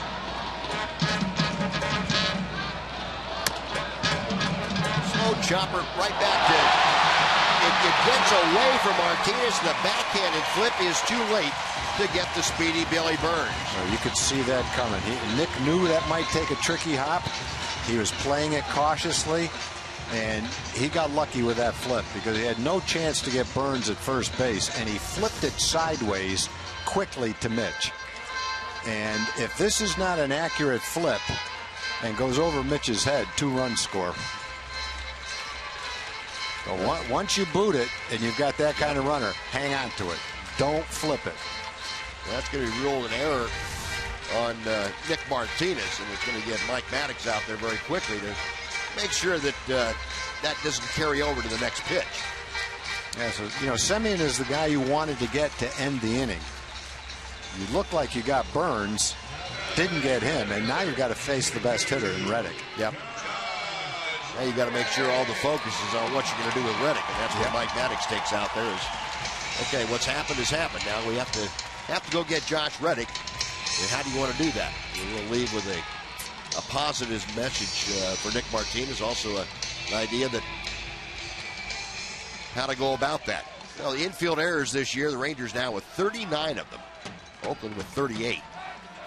That is by far, those two teams have the most in the American League. Well, here's Reddick, who is 1 for 2, a double, and a ground ball to short. Bases full of A's, and Reddick grounds one to second. Andrew Alberto and on to first, and that will do it. So that's just one pitch. Big out. And Reddick rolls out to second base. That leaves the bases full for the A's. We'll move on to the 6th. 1-0 Rangers.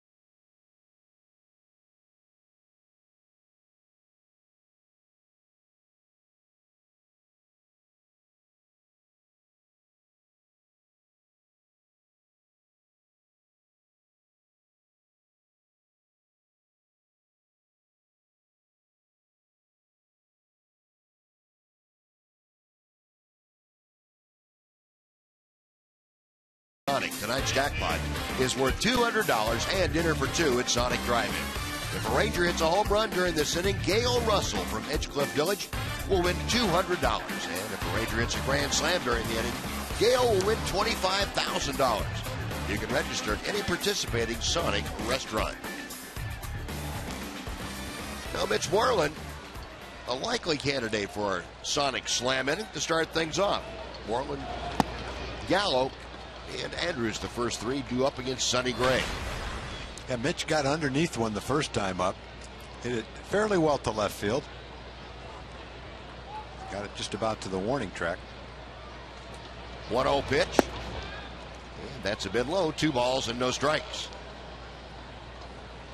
Sonny Gray. Pitch count a little bit higher than what he is accustomed to. 80 pitches right now, working for the first hitter in the 6th inning.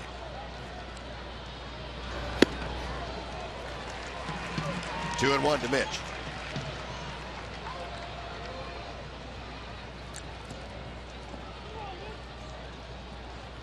Understand that some of our pitch speed representations have been off. We apologize. It's technical problem we're working on. There's a drive to dead center field. That ball is crushed. Way back. Goodbye. Mitch Moreland, dead center field, about 3/4 of the way up the wall. And there is a Sonic slam winner, Gail Russell from Edgeglitch Village. $200 tonight, courtesy of Mitch Moreland. We're talking about how Mitch likes to hit in this ballpark for power.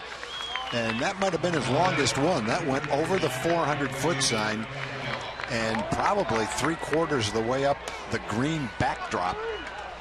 He launched that one.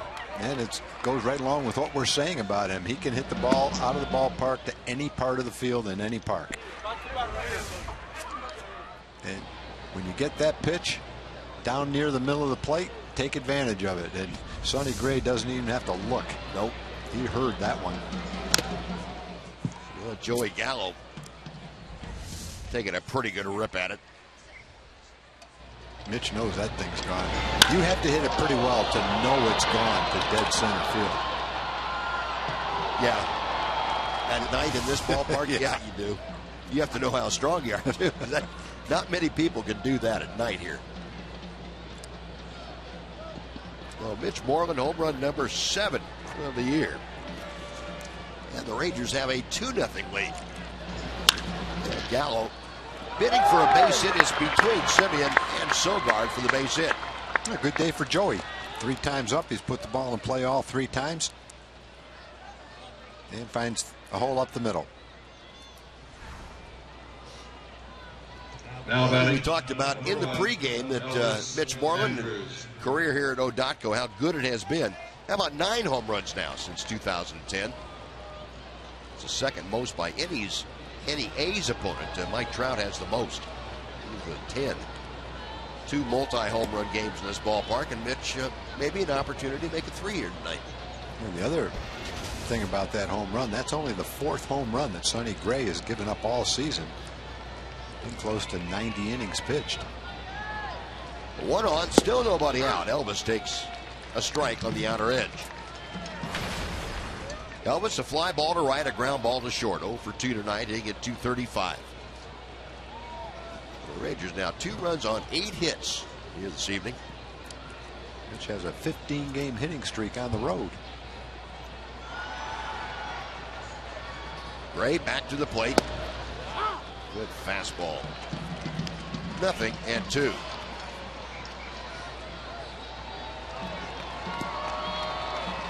Elvis coming off a series in Kansas City that saw him go 3 for 9 with an RBI, and he scored a couple of runs. Gallo, a small lead at first. And Elvis gone on strikes. There's that biting curveball that Sonny Gray features. 4th strikeout for Gray tonight. Now batting, 2. Breaking ball, boy, just diving out of the strike zone, and Elvis couldn't make contact. So 1 gone. That brings up Leonys Martin, who is 2 for 2. Martin's dumped a couple of singles in, 1 to left, 1 to center. Well, Leonys now at 246 average.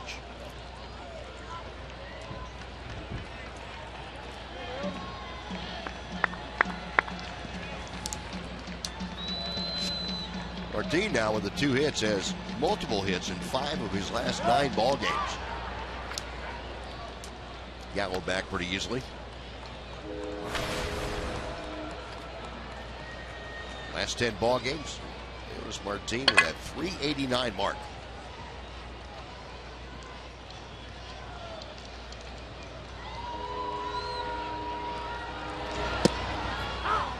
A strike on the inside corner. 0-1 to Martin.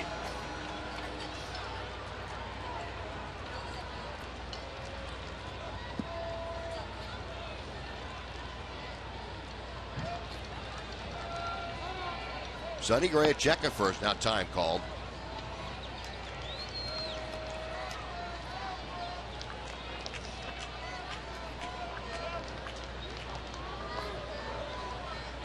Gray again ready. 13. A chopper foul past first. 0-2 now.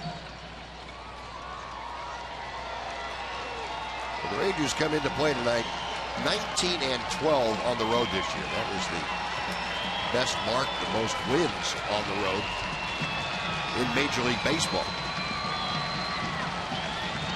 They've won 15 of their last 20 away from Arlington.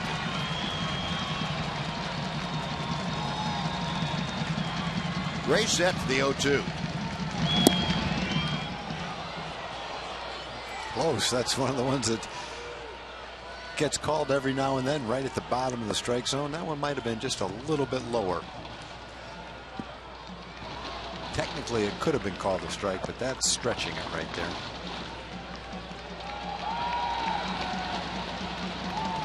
One-two pitch.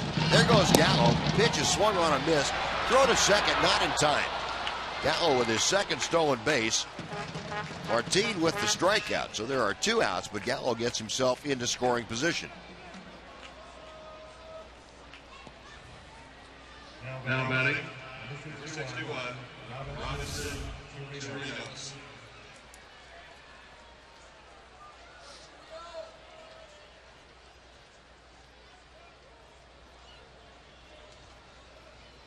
Joey Gallo picking him up and laying him down. He can cover a lot of ground in a hurry.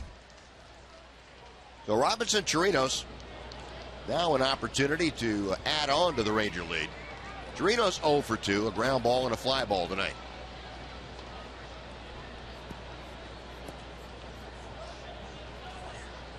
Robinson's average right at 200. Gallo establishing his lead at second base. First pitch in for strike one. 93 pitches now for Sonny Gray. Rangers have made him work, especially the last few innings. First 16 hitters, he didn't have a 3-ball count.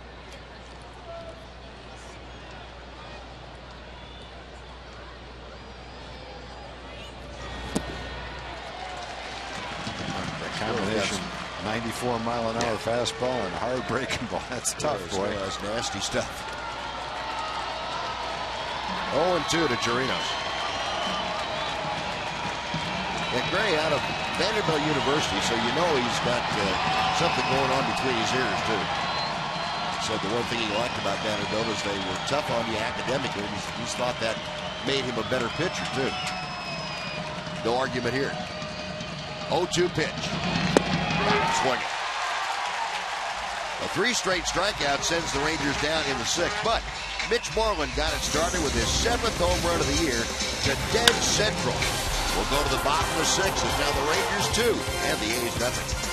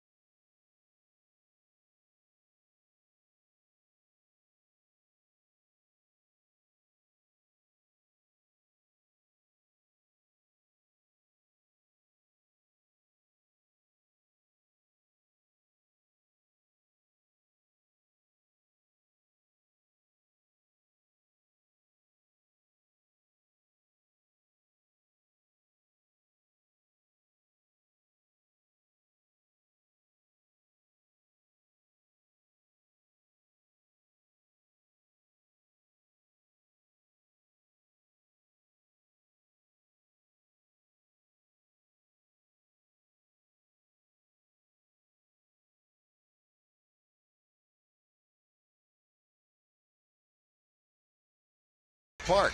Just enter Dr. Pepper as the coupon code at TexasRangers.com/specials, or you can bring any Dr. Pepper can to the ballpark for savings of at least 25% for most Sunday through Thursday home games. It's a perfect way to watch your Rangers take on the Oakland A's June 23rd through the 25th. Well, Nick Martinez now a 2-run advantage with which to work. And he deals to Ben Zobrist to start off the bottom of the 6th inning, strike 1. Zobrist 0 for 2. He flew out to the wall in right field last time up. That was with Josh Reddick at second after the leadoff double. Zobrist got Reddick over to third, but then Nick Martinez a couple of groundouts to end the inning and no damage in the run column. A good fastball for a strike. It is 1-2.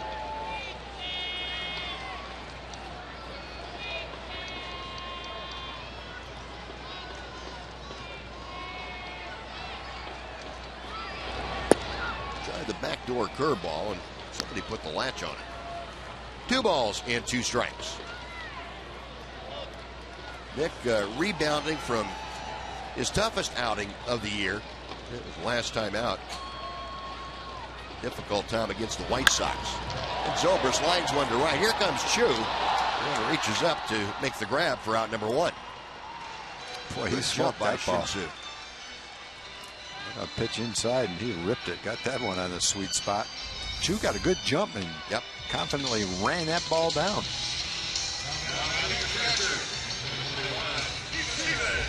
So 1 line drive, 1 out. Shin-Soo Choo taking care of that one. Stephen Vogt now will step in. 0 for 2 tonight.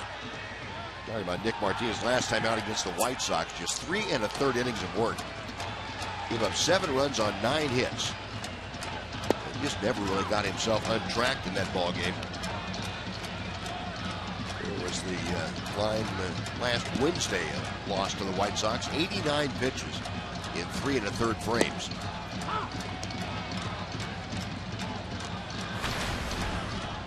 But Nick right back to April form here tonight.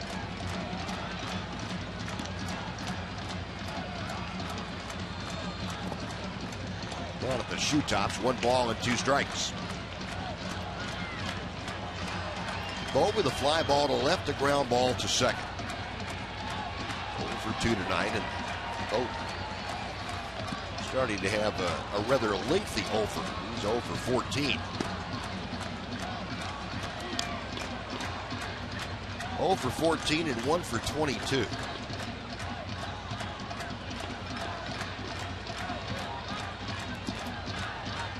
Two and 2. Nick back up on top, reading the signs.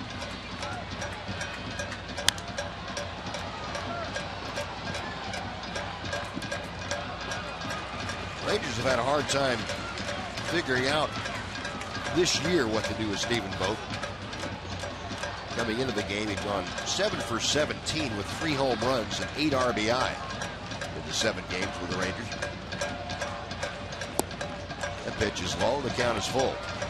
Vogt's got a good eye at the plate. Vogt has walked 29 times. His on-base percentage is among the league leaders. 6th, as a matter of fact, at .385.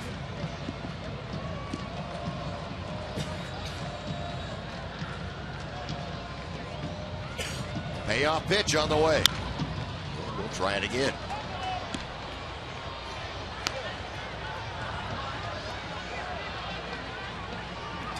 Martinez now approaching the 100 pitch level. Got 1 out here in the 6th inning.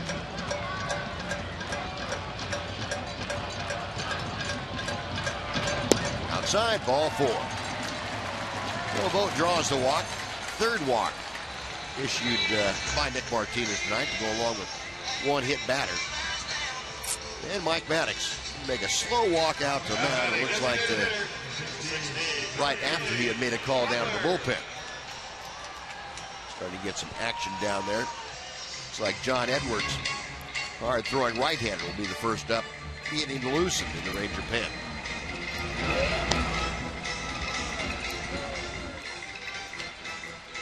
Well, Mike Maddox out to kind of settle things down for Nick Martinez, and Robinson Chirinos to give that pen a chance to get loose, get working.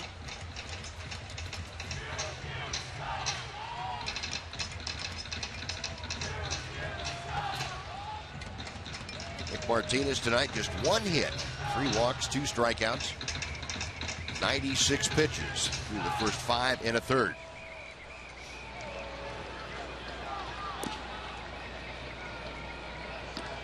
Billy Butler is 0 for 1 tonight. Walked his first time up. That was back in the second. Last time up on the first pitch. Grounded out to second. With Josh Reddick at third and 2 outs. It's a strike here. It's a quality strike, inside corner. Butler, a great candidate for a double play. It's into a lot of them. Primarily because he hits a lot of ground balls, but he also hits the ball very hard. Grounded into 10 of them. That is second in the American League. 1-1. 50-50 on those, both borderline pitches. Nick got one, Butler got one. Pretty much in the same spot.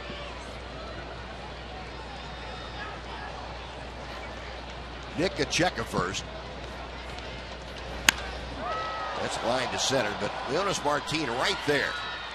2 gone. Back to first is Vogt. Now Brett Lowry will come up. The A's have hit some balls hard tonight. That's a shot to center field. Zobrist hit a shot to right field. There's one inning where there's a hot ground ball hit to Joey Gallo. Another smash hit to Mitch Moreland. The Ranger defense has made the plays, and Nick has done the job on the mound himself. Good combination, pitching and defense. Can't have good pitching without good defense. Or it's much more difficult to do it. Let's put it that way. Yeah, the A's will be the first to testify about that. The pitching has suffered because of the defensive lapses. Brett Lowry 0 for 2 tonight. He was struck out and popped out. Strike 1.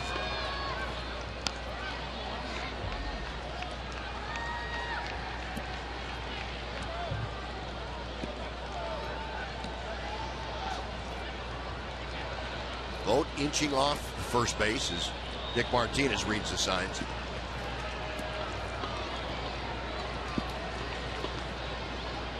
Chirinos will recycle a couple. 0-1 pitch. That gets away from Chirinos, so down to second goes Stephen Vogt.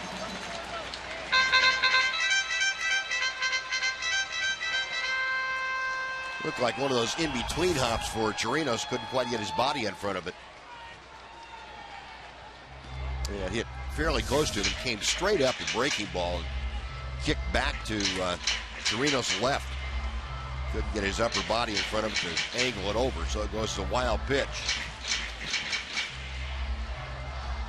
The Vogt in scoring position. You get the inning-by-inning breakdown for Nick Martinez.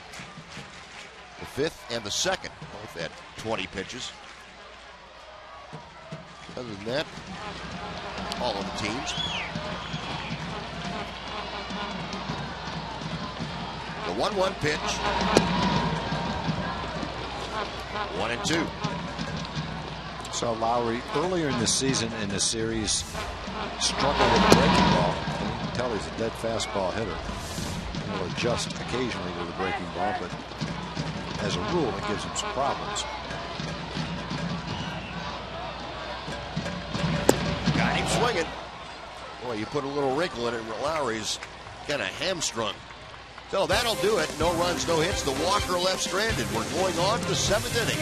The Rangers 2, the A's nothing.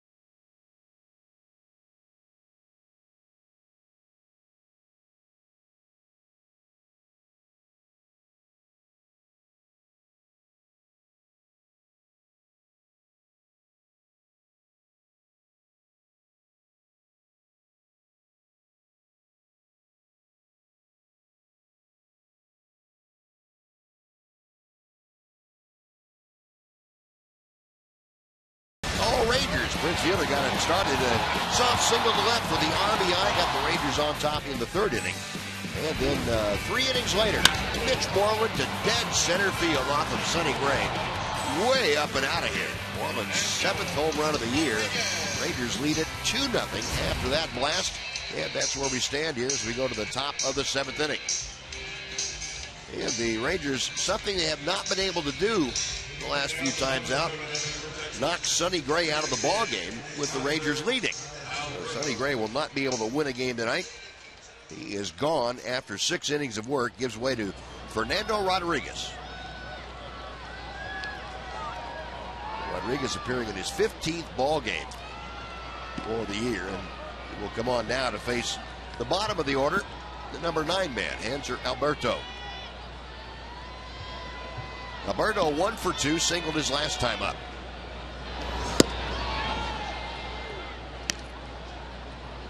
Fernando Rodriguez, 30-year-old. You're talking about the A's, the bullpen ERA of 4.76. That's the worst in the American League. Quite a contrast to what we're accustomed to seeing here in Oakland. Alberto's going to ground out to first. 1 gone to the top of the order now. Bullpen last season, 2nd in the American League at 2.91. So talking about nearly a 2-run difference ERA between last year's bullpen and this one. Now batting, number 7, Milano Shields. And even if you're scoring a lot, you're going to have a hard time making up for that late in the ball game. Their starters have been improving. Last couple of weeks, their starters have been much better. Bullpen, however, continues to struggle. Losing Sean Doolittle, he was an outstanding closer for the A's the last couple of years. That didn't help.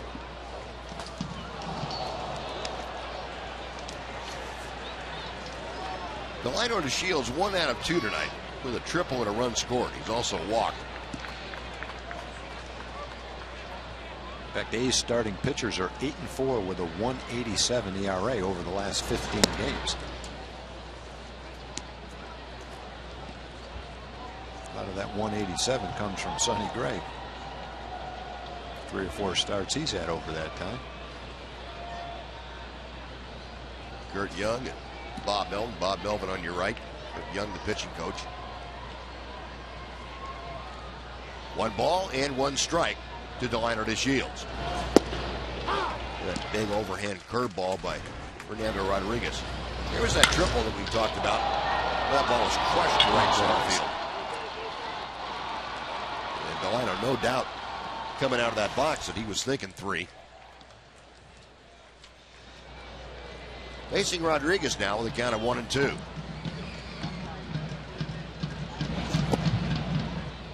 That will even things up. Fernando Rodriguez with that big overhand curveball. Also got a pretty good fastball. Throw a cutter occasionally. Skag pitch tracker showing you the dispersal of the 4 pitches. Now the 5th pitch. Call strike 3. Delino caught window shopping. That is out number 2.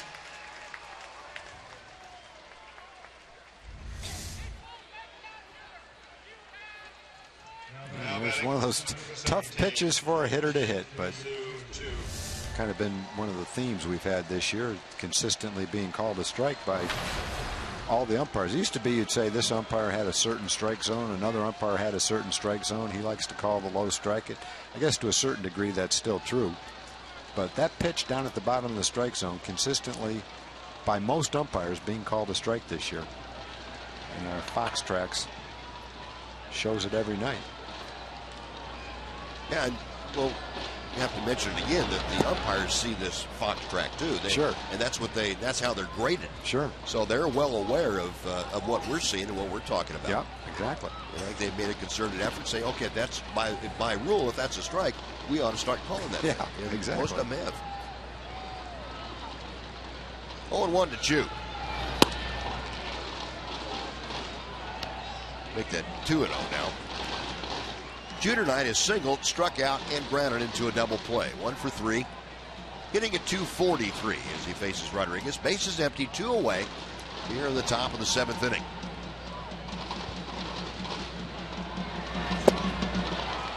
Two and one. Fernando Rodriguez, a 30-year-old out of El Paso, came over to the Astros along with Jed Lowry for Chris Carter back in February of 2013.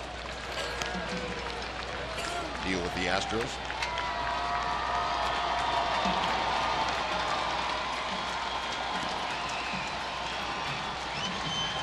Two and two the count. Now a full count. So Chu trying to get aboard here in the 7th inning. Love to be on base for Prince Fielder.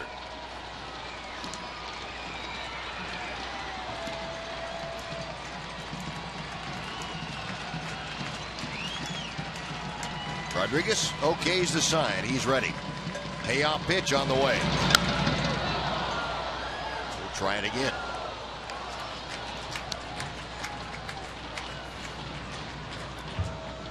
A little over 14,000 on hand here tonight.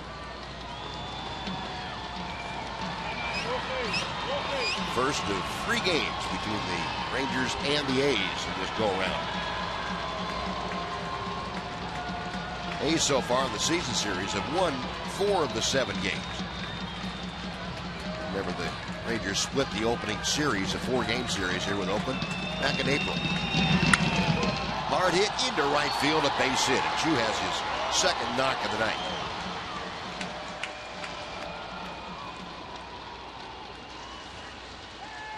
It's Korean Heritage Night here at Odotco Coliseum.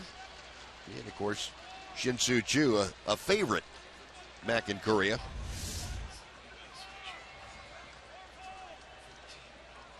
He got a fastball, mid-90s fastball. Rodriguez has a good arm. Well, Bob Melvin out to the mound, and with Prince Fielder coming up, Bob Melvin's going to make the change. Your attention, please, ladies and gentlemen. Going to the bullpen, and number 13, Drew. we will tell you about Drew Pomerantz, who is the new pitcher, when we come back. We're going to take a timeout. We're back after this on Fox Sports Southwest.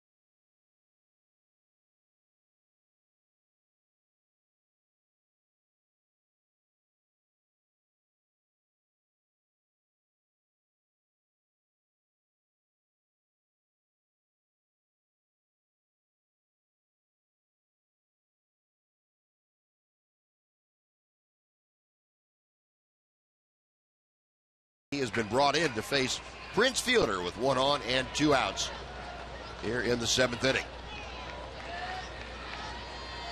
Fielder 1 for 3 with an RBI this evening. Takes ball 1 outside. Pomerantz, 11 games this year and 8 starts. He is 2-3 record. ERA of 4.14. Opposition taking 2.32 against the 26-year-old left-hander. And a chopper up the middle. Semien has it, takes it to the bag himself, and that'll do it for the Rangers. No runs a hit, 1 left. After 6.5 in Oakland. Rangers 2, A's nothing.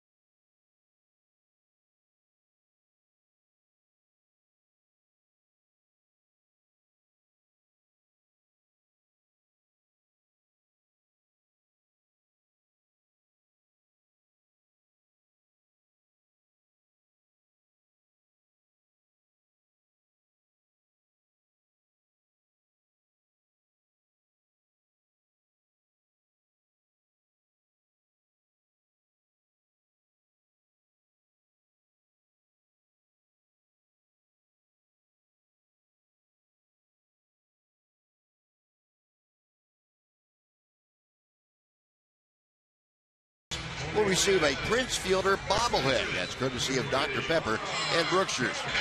Don't miss the first bobblehead giveaway of the season. Just head to TexasRangers.com for tickets, or you can call 972-RANGERS if you prefer. Well, John Edwards, the 27-year-old right-hander from Keller, Texas, on now to take over here in the 7th inning. He'll face the bottom third of the order for Oakland. First pitch to Mark Canha is a bit low for ball 1. Canha's got unusual splits for a right-hand hitter. He's 6 for 50, a 120 average against left-handed pitching. But he's pounded right-handed pitching. He's hit all 7 of his home runs against right-handers and hitting over 300.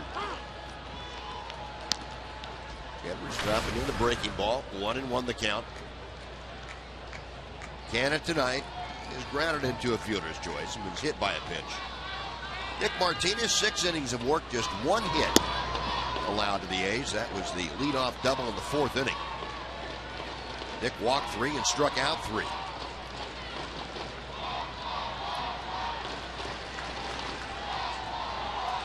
He leaves this ball game leading 2-0. John Edwards trying to work a good 7th inning. Get a towering pop foul that will be back into the seats. 2 balls and 2 strikes.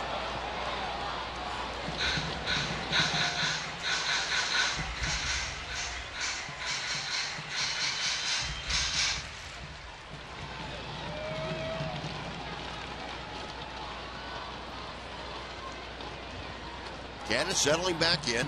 Edwards up on top of the hill with the new baseball.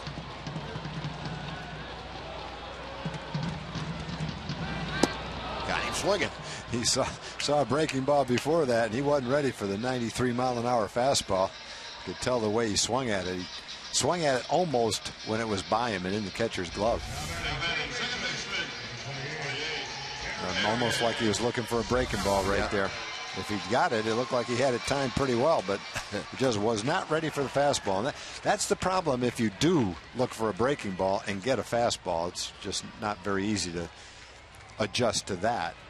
It's a lot easier to adjust to a slower pitch because you're ready to hit the harder pitch, the faster pitch. Eric Zogard takes low and outside. Zogard 0 for 2 tonight. He's grounded out and flied out. Facing John Edwards.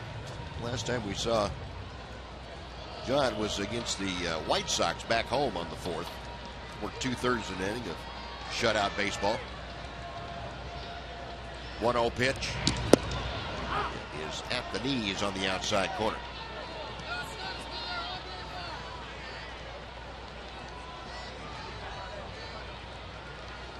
It's a good spot to keep it right there. He come back up and in and get the foul ball. That's a hard combination for a hitter. Down and away, up and in. Just don't make sure you don't throw it halfway in between. That's the one that ends up in the middle of the plate. Yeah, most of the time you're not going to get hurt up in there. Keep it on those opposite corners. 1-2 pitch coming. We'll try it again.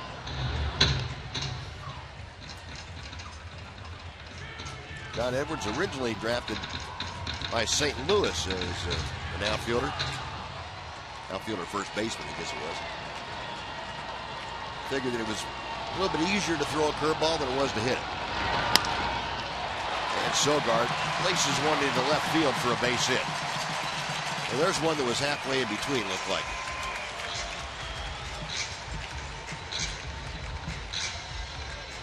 So 1 on, 1 out. And Marcus Semien, the next hitter. Trying to hit that down and away spot.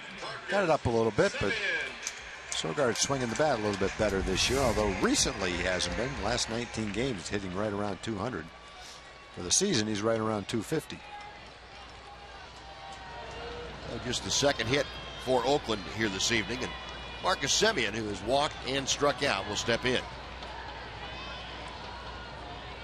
Semien at .274 average. 1 ball, no strikes.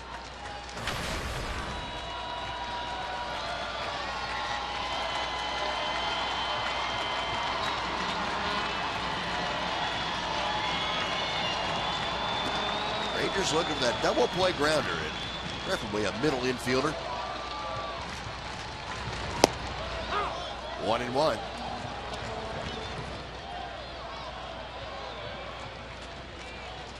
Good look at Andrus and Alberto up the middle. Step toward the bag. Step in toward home plate from normal depth.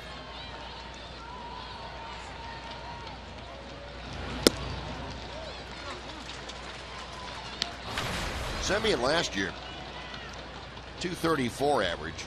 Played 64 games with the White Sox. Sparingly used, I guess would be the best way to put it. Spent most of the year at AAA Charlotte. Outside, 3 balls and a strike. Well, you don't want to put this guy on. That happened back in the 5th inning. He got a little bit scary. Reddick got the hit. Nick Martinez was able to get him first pitch hitting on a curveball to ground out. And Billy Burns waiting in that on-deck circle. John Edwards sets for the 3-1 pitch. Inside, ball 4. That puts 2 on, and we'll see with Burns coming up if Jeff Bannister elects to go with the left-hander in the bullpen. That's Ross Detweiler. Skipper making his way out to the mound. There's Detweiler getting loose. We've not seen Ross since he was activated, and he's going to come on in. So Edwards goes a third of an inning, gives up a hit and a walk. He will leave with 2 on and 1 out. Another pitching change here in Oakland. We will take a timeout. We're back to the O.Co Coliseum right after this on Fox Sports Southwest.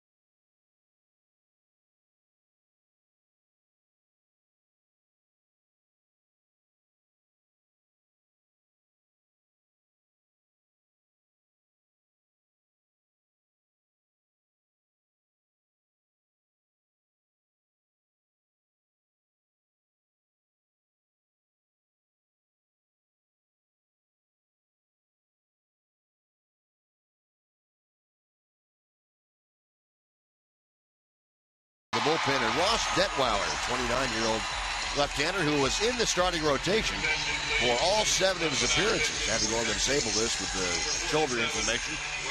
And this is the first time that he has been active at the major league level since then. He's with an 0-5 record, a 6.95 ERA, and back to a role that he fulfilled last year with the Washington Nationals. Detweiler had 47 appearances in 2014, went 2-3 with an ERA of 4. On here to face Billy Burns, a switch hitter, will turn around a bat from the right side. We have Sogard at second, Marcus Semien at first. And Detweiler's first pitch. Ball 1. Well, he's definitely in a key spot in this relief appearance. There's no doubt about that. Burns is a switch hitter. Better this year left-handed than right-handed. And Reddick has really struggled against left-handed pitching. He's hitting next. Just like Cannon, he's 6 for 50 against left-handers as well. Ball 2, down and in. Detweiler falling behind very quickly. Last time we saw Ross on a major league mound was back on the 14th of May against Kansas City, his last start. Worked 5 innings, gave up 9 hits and 3 runs. 2-0, the count to Burns. Burns is up there hacking, boy. Got a 2-0 count with the big guys coming up. He's gonna try and do it himself right there. Does not walk that much. He's only walked 6 times. Makes contact, though. Yep. Skag pitch tractor showing you. Borderline pitch to swing at on a 2-0 count. That's by Chirinos all the way to the backstop. So down to third goes Sogard. The second is Semien. And that removes the double play possibility on the ground ball. A wild pitch charged to Ross Detweiler. And now the tying runs are in scoring position.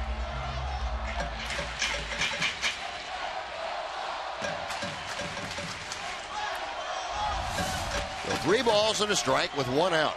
Ranger infield will play back. They will take care of the out for the run. To center field. Leonis Martin coming on. No tag by Sogard as the ball was not deep enough in the alley. And that is a very big out number 2. That ball was deep enough for some center fielders, but the A's have seen him throw, and they weren't taking any chances. Down by 2 runs. They know Martin can gun you out from that angle. Well, now with 2 outs, Josh Reddick is not coming up.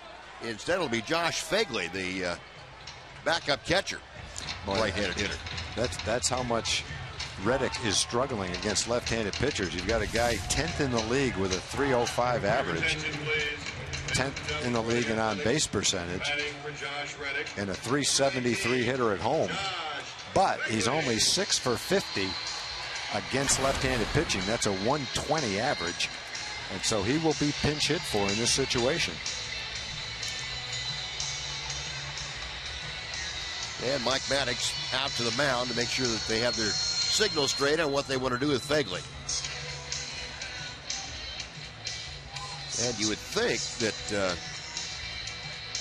with Phegley pinch hitting, this would be a 2-player move. I don't think Phegley's going to play the outfielder, or maybe he is. And while we wait, we have a second here. We're going to tell you can fill out your 2015 Esurance MLB All-Star Game ballot right now. Visit TexasRangers.com/vote. And vote for the Rangers as your favorite or second favorite team, and you'll receive an offer for 50% off select games in August or September. Head to the web and send Beltre and Fielder to the All-Star Game. Now here's Phegley. 313 average. He has the tying runs aboard. Detweiler with the breaking ball falls behind 1-0.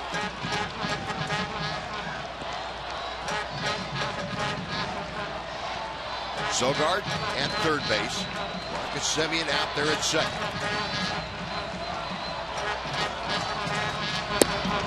Two balls, no strikes. Lately with a home run and 7 RBI. He's 21 for 67 this year. And he gets left-handed pitchers at 333 mark.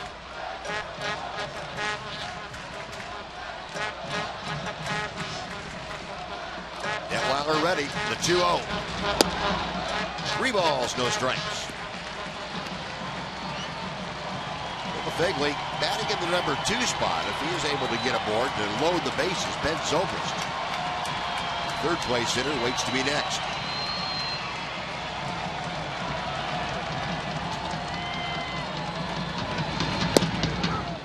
Three and 1. Fegley taking all the way. Tanner Shepard's loosening in the Ranger bullpen. You would figure he would be a couple of hitters away, and watching how far along in his process he is of loosening up. That's out of play, and so Detweiler able to come back and fill the count now to Josh Fegley. First major league action for Detweiler since the middle of May, and he had a couple of minor league rehab outings.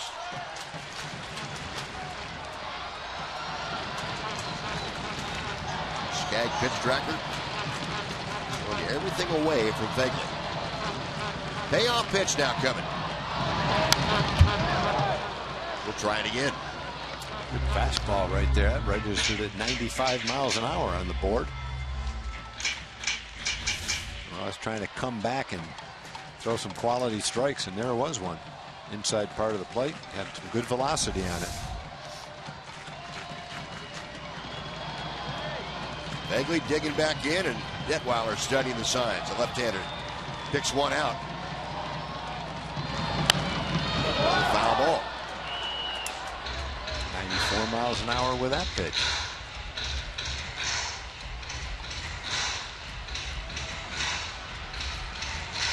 Now, this is the kind of evening where you would probably feel a little bit stronger than normal. Cool evening. Kind of hot and sticky in Kansas City, so this has to be filmed. Pretty refreshing. Skag pitch tracker showing the first 7. Here comes the 8th pitch of the at-bat. Got him swinging. Good pitch. Detweiler, a tailing fastball down and away. Fegley strikes out, and the threat is over. No runs, a hit, and 2 are left. We'll go to the 8th inning. It remains the Rangers 2 and the A's nothing.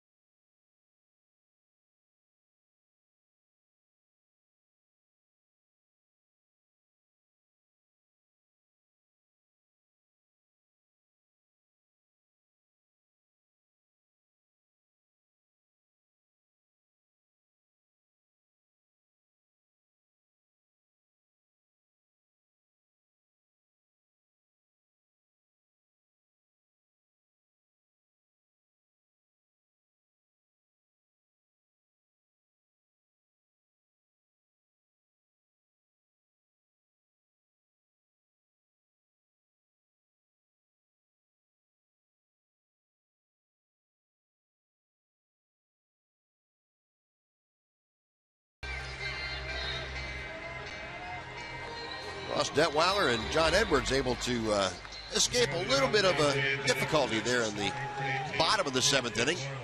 Detweiler coming in and getting a big strikeout of Josh Phegley. As we go to the 8th inning, we mentioned the possibility of a 2-player move. Well, what they've done is move Stephen Vogt from behind the plate to first base. And the new catcher is Josh Phegley, so he remains in the ball game. And we'll tell you about the other move that was necessitated by that switching around as Mitch Moreland starts things off against Drew Pomeranz. The right fielder for the Oakland A's is Mark Canha. Moreland 1 for 3 tonight. He hit a titanic home run his last time up to dead center field off of Sonny Gray. Pomeranz gets a strike on the outside corner. It's 0-2. Well, Mitch can hit some long home runs, but I don't think I've ever seen him hit one any much longer than that one. Yeah, the only one I can think, well, I can think of a couple. The one he hit off Pineda in Seattle on that night game to right center field. I don't know if it was farther or not. That one, dead center field, boy. And then he hit one in Tampa Bay that he just kind of lost track of to right field. Yeah. But both of those were hit to right field. This one was hit to center field. You know, when they start measuring home runs in yards instead of feet, you know, you've hit them pretty good. Yeah, definitely.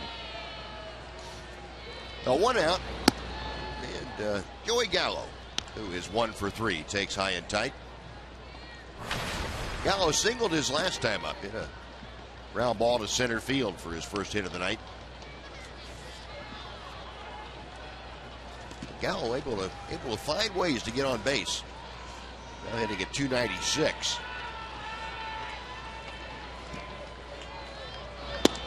Pomeranz missing high and away.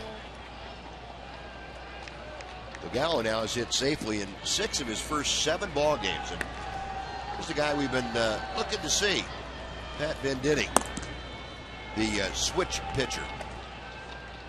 There you go over. They give you a list of hitters and pitchers, guys on the bench, guys in the bullpen. You see, hey, they changed the picture around. He's throwing left-handed. Yeah, yeah. You see hitters listed as right-handed hitters, left-handed hitters, and switch hitters. Very rare do you see the bullpen listed the same way. But with Venditti down there, the A's have to do it. Yeah, I think it's. Well, I've never seen it before. Greg Harris was tinkering with it when he was a Ranger, but. Well, he's the last one that did it in the Major League. Yeah, he did it with a different team. Yeah. After that. Was it Montreal, I think he pitched 1 inning. Yeah. You can see the glove. You can wear that glove on either hand. Now the 2-2 pitch coming to Gallo. Got him swinging. Well, back-to-back punch-outs for Pomeranz. 2 gone. And it'll bring up Elvis Andrus, and let's check in with John Radigan. John? Yeah, Buzz, the Venditti story has taken national attention. He had a press conference today. It was his first game back since he started doing this switch pitching on the road. But look at this. The East Oregonian newspaper has him as an amphibious pitcher. So not only can he throw with either hand, but he can breathe on water and inland. And he has webbed feet, I guess, apparently. I think they got the term wrong. We've got spell check. Now we need word check, I guess. That's guys. funny. Nice call and finding that stuff, John. That's great. I didn't realize he had morphed into that too. That's good. Elvis 0 for 3 tonight. A strikeout, a fly out, and a ground out. The pitch on the outside corner. 1 ball and 1 strike. And the rule is when Venditti faces a switch hitter that you just can't keep going back and forth and wait 1 out. Venditti has to declare which side he's going to throw from, and the switch hitter can adjust if he desires. Yeah, then the pitcher can't change. He can't go back. He has to say, I'm throwing right-handed.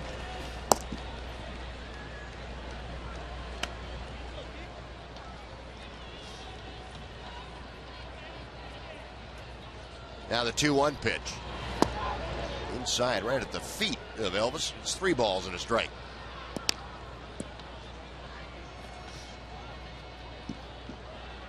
Elvis Elvis a .234 average, facing Drew Pomeranz. Bases empty, 2 away in the top of the 8th inning. Rangers leading 2-0.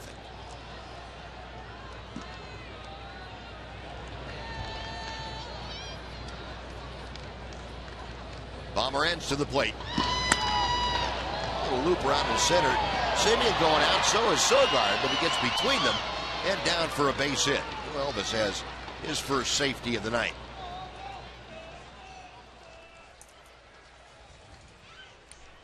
Hector Ortiz and Elvis sharing kind of a little laugh down there at first.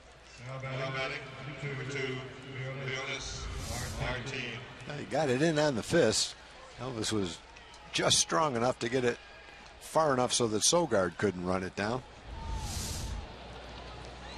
The Rangers now with 10 base hits today. And here's a man with 2 of them. That's Leonis Martin. Strike 1. Leonis, a pair of singles and a strikeout. Average at .244.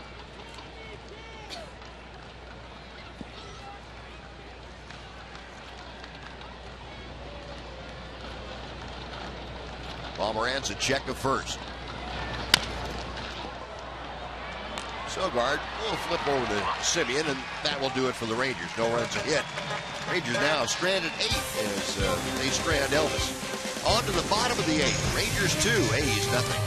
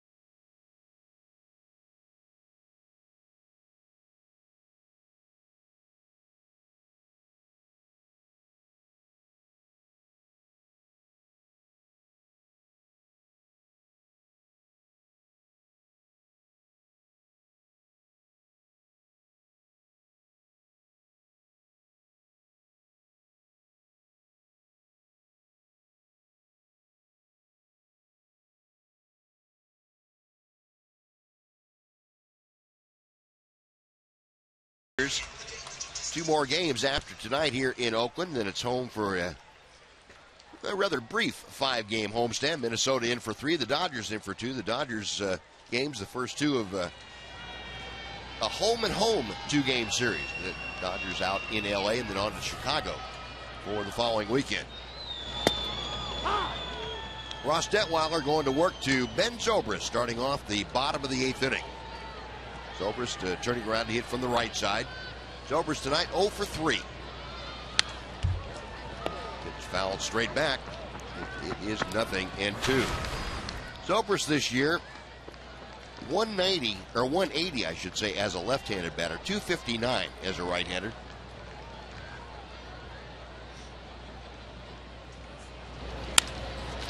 Ball's lined to left center field.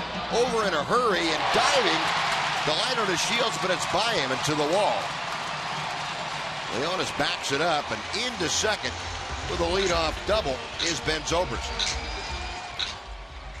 Like Delino got fooled. That line drive kind of took off on him. Yeah, he got a little tentative, and I couldn't tell if it went through the lights or not. It was one of those line drives that easily could have gone through the lights.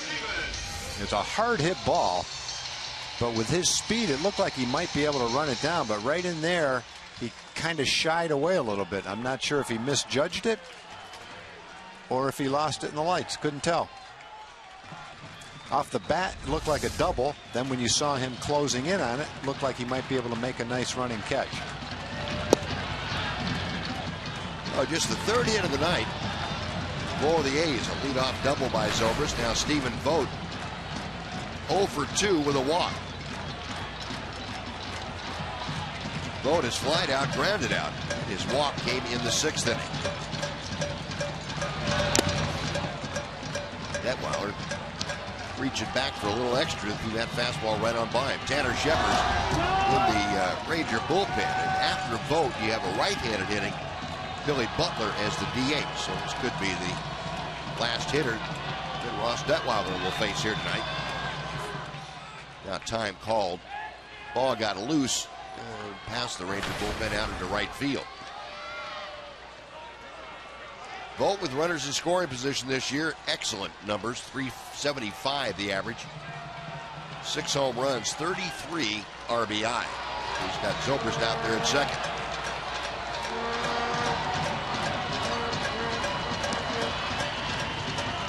Detweiler's 1-1 pitch coming. 1-2.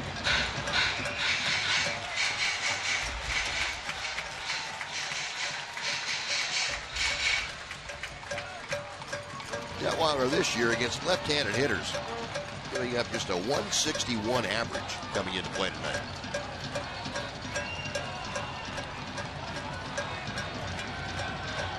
The 1-2 pitch to Vogt. Nice job by Chirinos to keep that breaking ball near home plate. 2-2 now.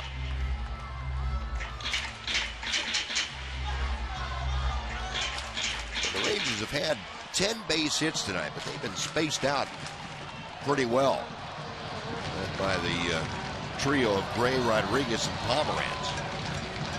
He's only leading 2-0. A's have had only 3 hits. They are threatening here in the 8th inning. There's a base hit to center field. Zobrist had to wait. He's going to be waved around. Here comes a throw from Martin. It is not in time. Zobrist able to score. The RBI single by Vogt. It cuts it to a 2-1 Ranger lead. And Mike Gallego almost got him thrown out at the plate. If that throw was on line, he's out. Made a swipe tag, and I don't know if he came up empty or whether he caught him on the back. And watch him coming around third base right here. He slowed up just a second. Yeah. I don't think he thought he was going to go.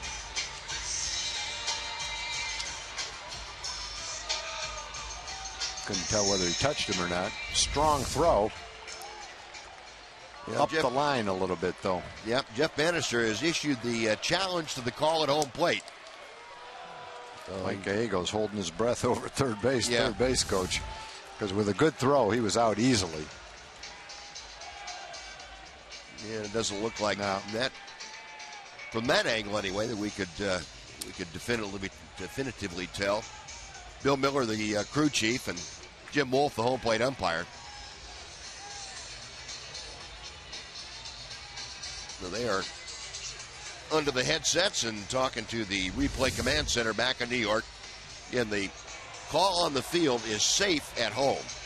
So there will have to be clear and convincing evidence displayed to the umpire in charge of this ball game back in New York that call was not correct, or to overturn the call. And the Rangers are challenging the play at the plate ruling of the runner was And set. if the call stands, it is a 2-1 Ranger lead with nobody out, the tying run at first base. And you get one more look. Question is, did he get him right there? And I don't think that's clear and convincing evidence that he did.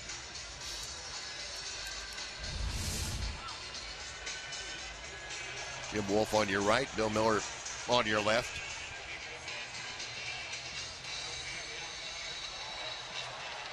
If he didn't touch him, and you really can't tell, He didn't miss him by much. It was less than an inch if he did miss him. And they're looking at it from all the different angles to make sure. They know how close it was. Bob Melvin, an interested spectator at the moment. And what they're seeing on the board, on the big board here in Oakland, is something similar to this. Best angle we can give you. Boy, that is close. Does it get his pocket? It looked like it could have. And we'll see what the decision is from New York. He is safe at home plate. I've got to believe, we'll find out in a second, I've got to believe that was a deal where the call stands, maybe not confirmed. Call stands, so there wasn't clear and convincing evidence enough to overturn it, but there wasn't clear and convincing evidence that the call was correct either. Call in the field stands. That's going to do it for Ross Detweiler. And the call has gone out for Tanner Shepard to enter the ballgame. So he will come in with voted first and nobody out here in the 8th inning. Rangers leading 2-1. We'll take a timeout. We are back right after this.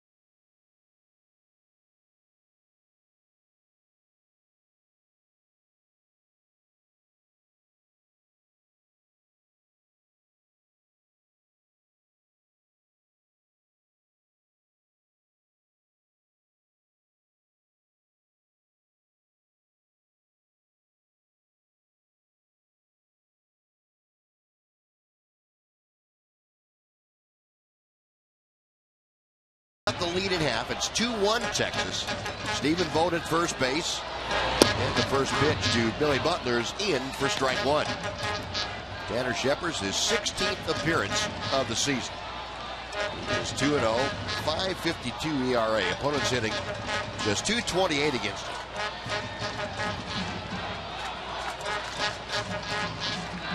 Oh, 0-1 pitch coming to Butler.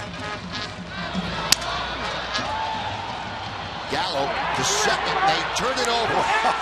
And a huge double play started by Joey Gallo. And the only question was if Gallo is going to be able to handle that tricky hop. He did it nicely. And Alberto turns it over at second. That is the 11th double play that Billy Butler has grounded into this year. That was not a simple play. It wasn't necessarily a hard hit smash, but it didn't take an easy hop either. That's one of those in-between hops. And Joey caught it and then made a nice throw to second base to help turn that double play. Good pitch by Tanner. Second nice play by Joey at third base today. Had a hot smash. Yeah. I think Sogard hit it earlier in the ball game. One pitch got the job done. Sam Freeman warming up down in the Ranger bullpen now. Brett Lowry at the plate. And Lowry with a 1-ball, 1-strike count. Lowry 0 for 3 tonight, a couple of strikeouts and a pop-up. So Tanner Shepard gets 2 outs on 1 pitch. Gets Butler to ground into the double play, and well, he's got the bases empty. 2-1.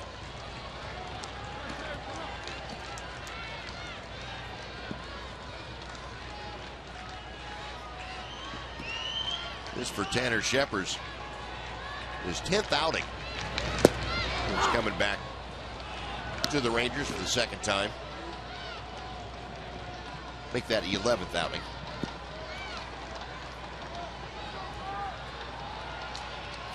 Two-two pitch.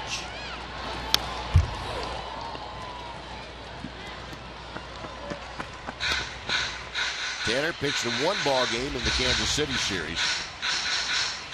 That was on Friday night, worked 2/3 of an inning. Has to get 3 outs here in the 8th inning. Just missed the outside corner. 3-2 to Lowry. If Lowry extends the inning, Mark Canha, the right fielder, waits to be next. Payoff pitch on the way. Breaking ball, see you later. No way he's going to be ready for that after 4 straight 96-mile-an-hour fastballs. Well, he locked him up like a fugitive, and that's it. So the damage is limited to 1. We'll go to the 9th, 2-1 Rangers.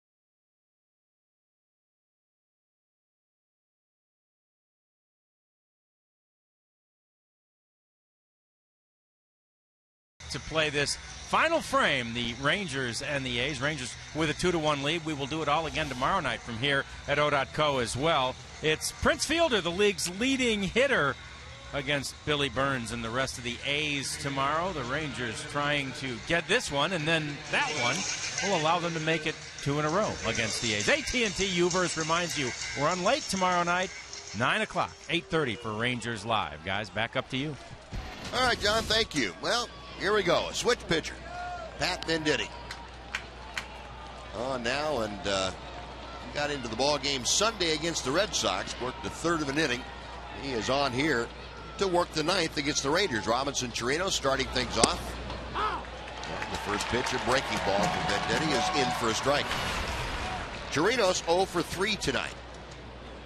Venditti from both sides will throw basically a fastball and that big sweeping breaking ball. What hand he throws with makes it depend on what way that thing's breaking, obviously. A bunt. Oh, what a great play by Josh Phegley. That ball not more than a couple of feet in the air, and Phegley, quick as a cat, jumping out from behind home plate to capture that little pop-up. Look at this. Wow. Nice reaction.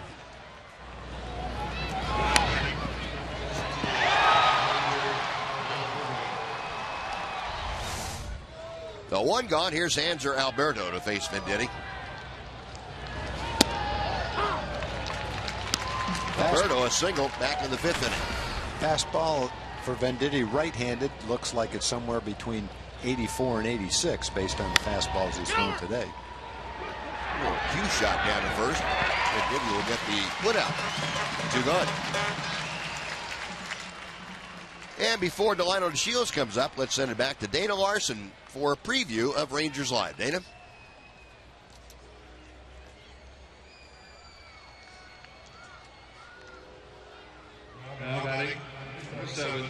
Delino DeShields.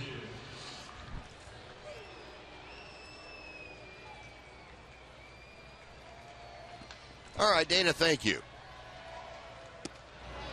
With 2 outs, Delino DeShields takes ball 1 from Venditti. Sean Tollison, the Ranger non-named closer. Non-role closer, I guess it is. Loosening of that Ranger bullpen. The guy who's going to work the 9th inning without a roll. How's that? And less than a 3-run lead. And less than three runs or less with the lead. I'd forgotten about that. It's a good point. The Shields, shallow left field, long run in for Zobrist, still coming. He slides and makes the catch. Well, Venditti works a perfect 9th. Rangers gone in order. Bottom of the 9th coming up. It is Sean Tollison time at Odonko with the Rangers leading 2-1.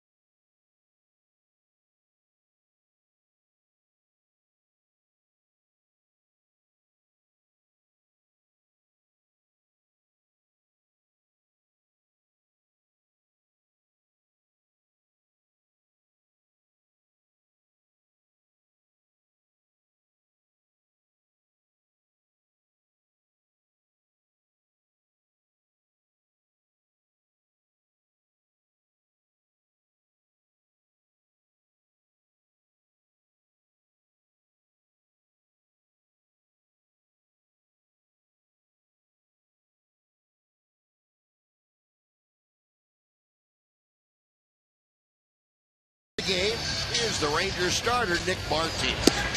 Outstanding job for Nick tonight. Six innings work, just 1 hit, 3 walks, 3 strikeouts. Held the A's hitless with runners on base, going 0 for 10. Great job by Nick tonight. And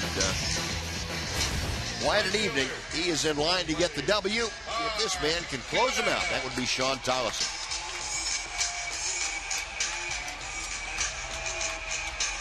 John with 7 saves and 7 opportunities. This is 26th outing of the year. Last time we saw Sean Tollison was Saturday in Kansas City. Got the save in that ball game, his 7th of the year.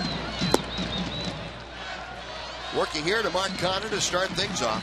Connor, Eric Sogard, and Marcus Semien. Connor tonight, 0 for 2.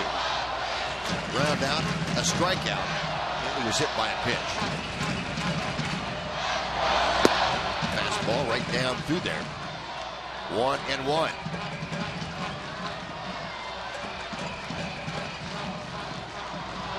Tollison started this run back on the 20th of May. This run of closing ball games out.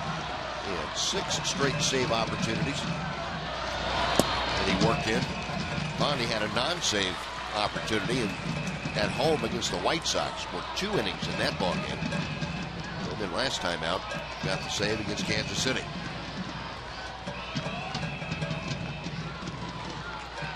Tollison sets for the 2-1 pitch. Hit pretty well to right field, but Chu playing deep only has to back up a couple of steps. That is out number 1. That's the reason you play deep, so you can't have a ball hit over an outfielder's head. Hopefully you can anyway. The ball was hit pretty hard, but Shin-Soo was right there waiting for it. Didn't really have to go back that far at all for it. One away, Eric Sogard, who is 1 for 3, steps to the plate. Sogard singled his last time up. That was in the 7th inning.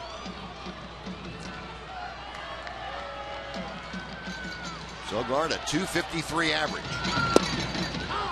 And Tollison fires strike 1. Ideally, you'd love to have Sean Tollison get the 3 A's in order down at the bottom. You wouldn't have to go back to the top of the A's order. Billy Burns and Josh Fagley, guys up there. 1 ball, 1 strike.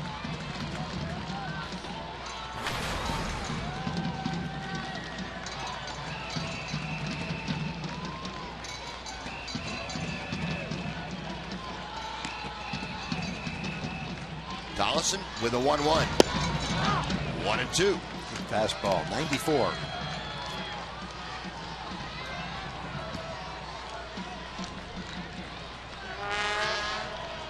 And again, in case you missed it before, we apologize for we don't have the radar gun readings tonight.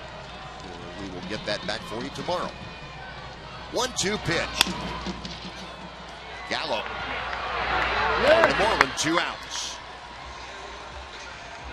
That was a straight changeup. Looked like changeup. Yeah, hit it right off the end of the bat. Well, that pitch developing last year for Sean Tollison, he really has made that a big part of his arsenal. I think you could make a case that the changeup has turned him into a closer. Not that he can't pitch without it, but the changeup has made him a different pitcher. It's made his fastball look better.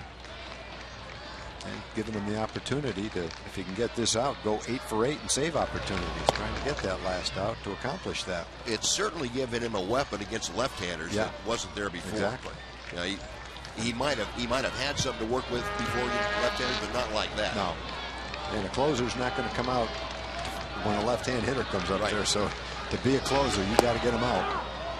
Tollison fires a good knee-high strike to Simeon. 1-1. Another fastball at 94 miles an hour. Tanner had good velocity tonight. He was throwing 96 miles an hour virtually with every fastball. Skag pitch tracker showing you Tollison pretty precise down there at the bottom. 2-1 to Simeon, who has walked twice and struck out tonight. Ross Detweiler had good velocity tonight, 92 to occasionally 94.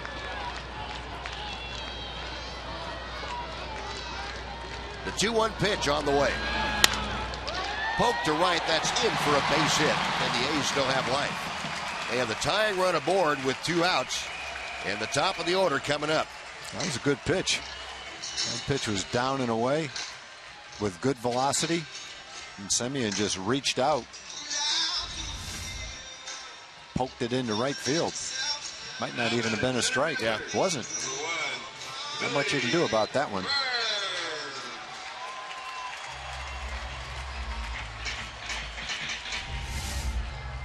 The 1 on with 2 out. Billy Burns 0 for 4 tonight. Burns has twice flied out. He has grounded out and reached on an error.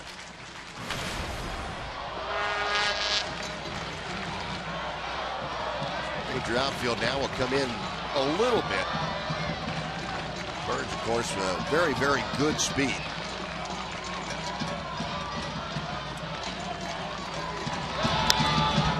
After that first pitch and fouls it straight back. Well, one thing about the rookie Burns, he is not up there eyeballing any pitches. He's going up there swinging. Yeah, and that might have hurt him in his last at bat. Came up there and swung at a pitch. There was a borderline pitch on a 2-0 pitch. That was with a couple of men out. There's that changeup. Yep. You can see what that does to a hitter. You don't know whether to run up on it or fall down or what. No. I give up. That's not like it had perfect location. That just fooled him. No balls, 2 strikes. Tollison a check of first. To the plate. Couldn't get him to offer. 1-2.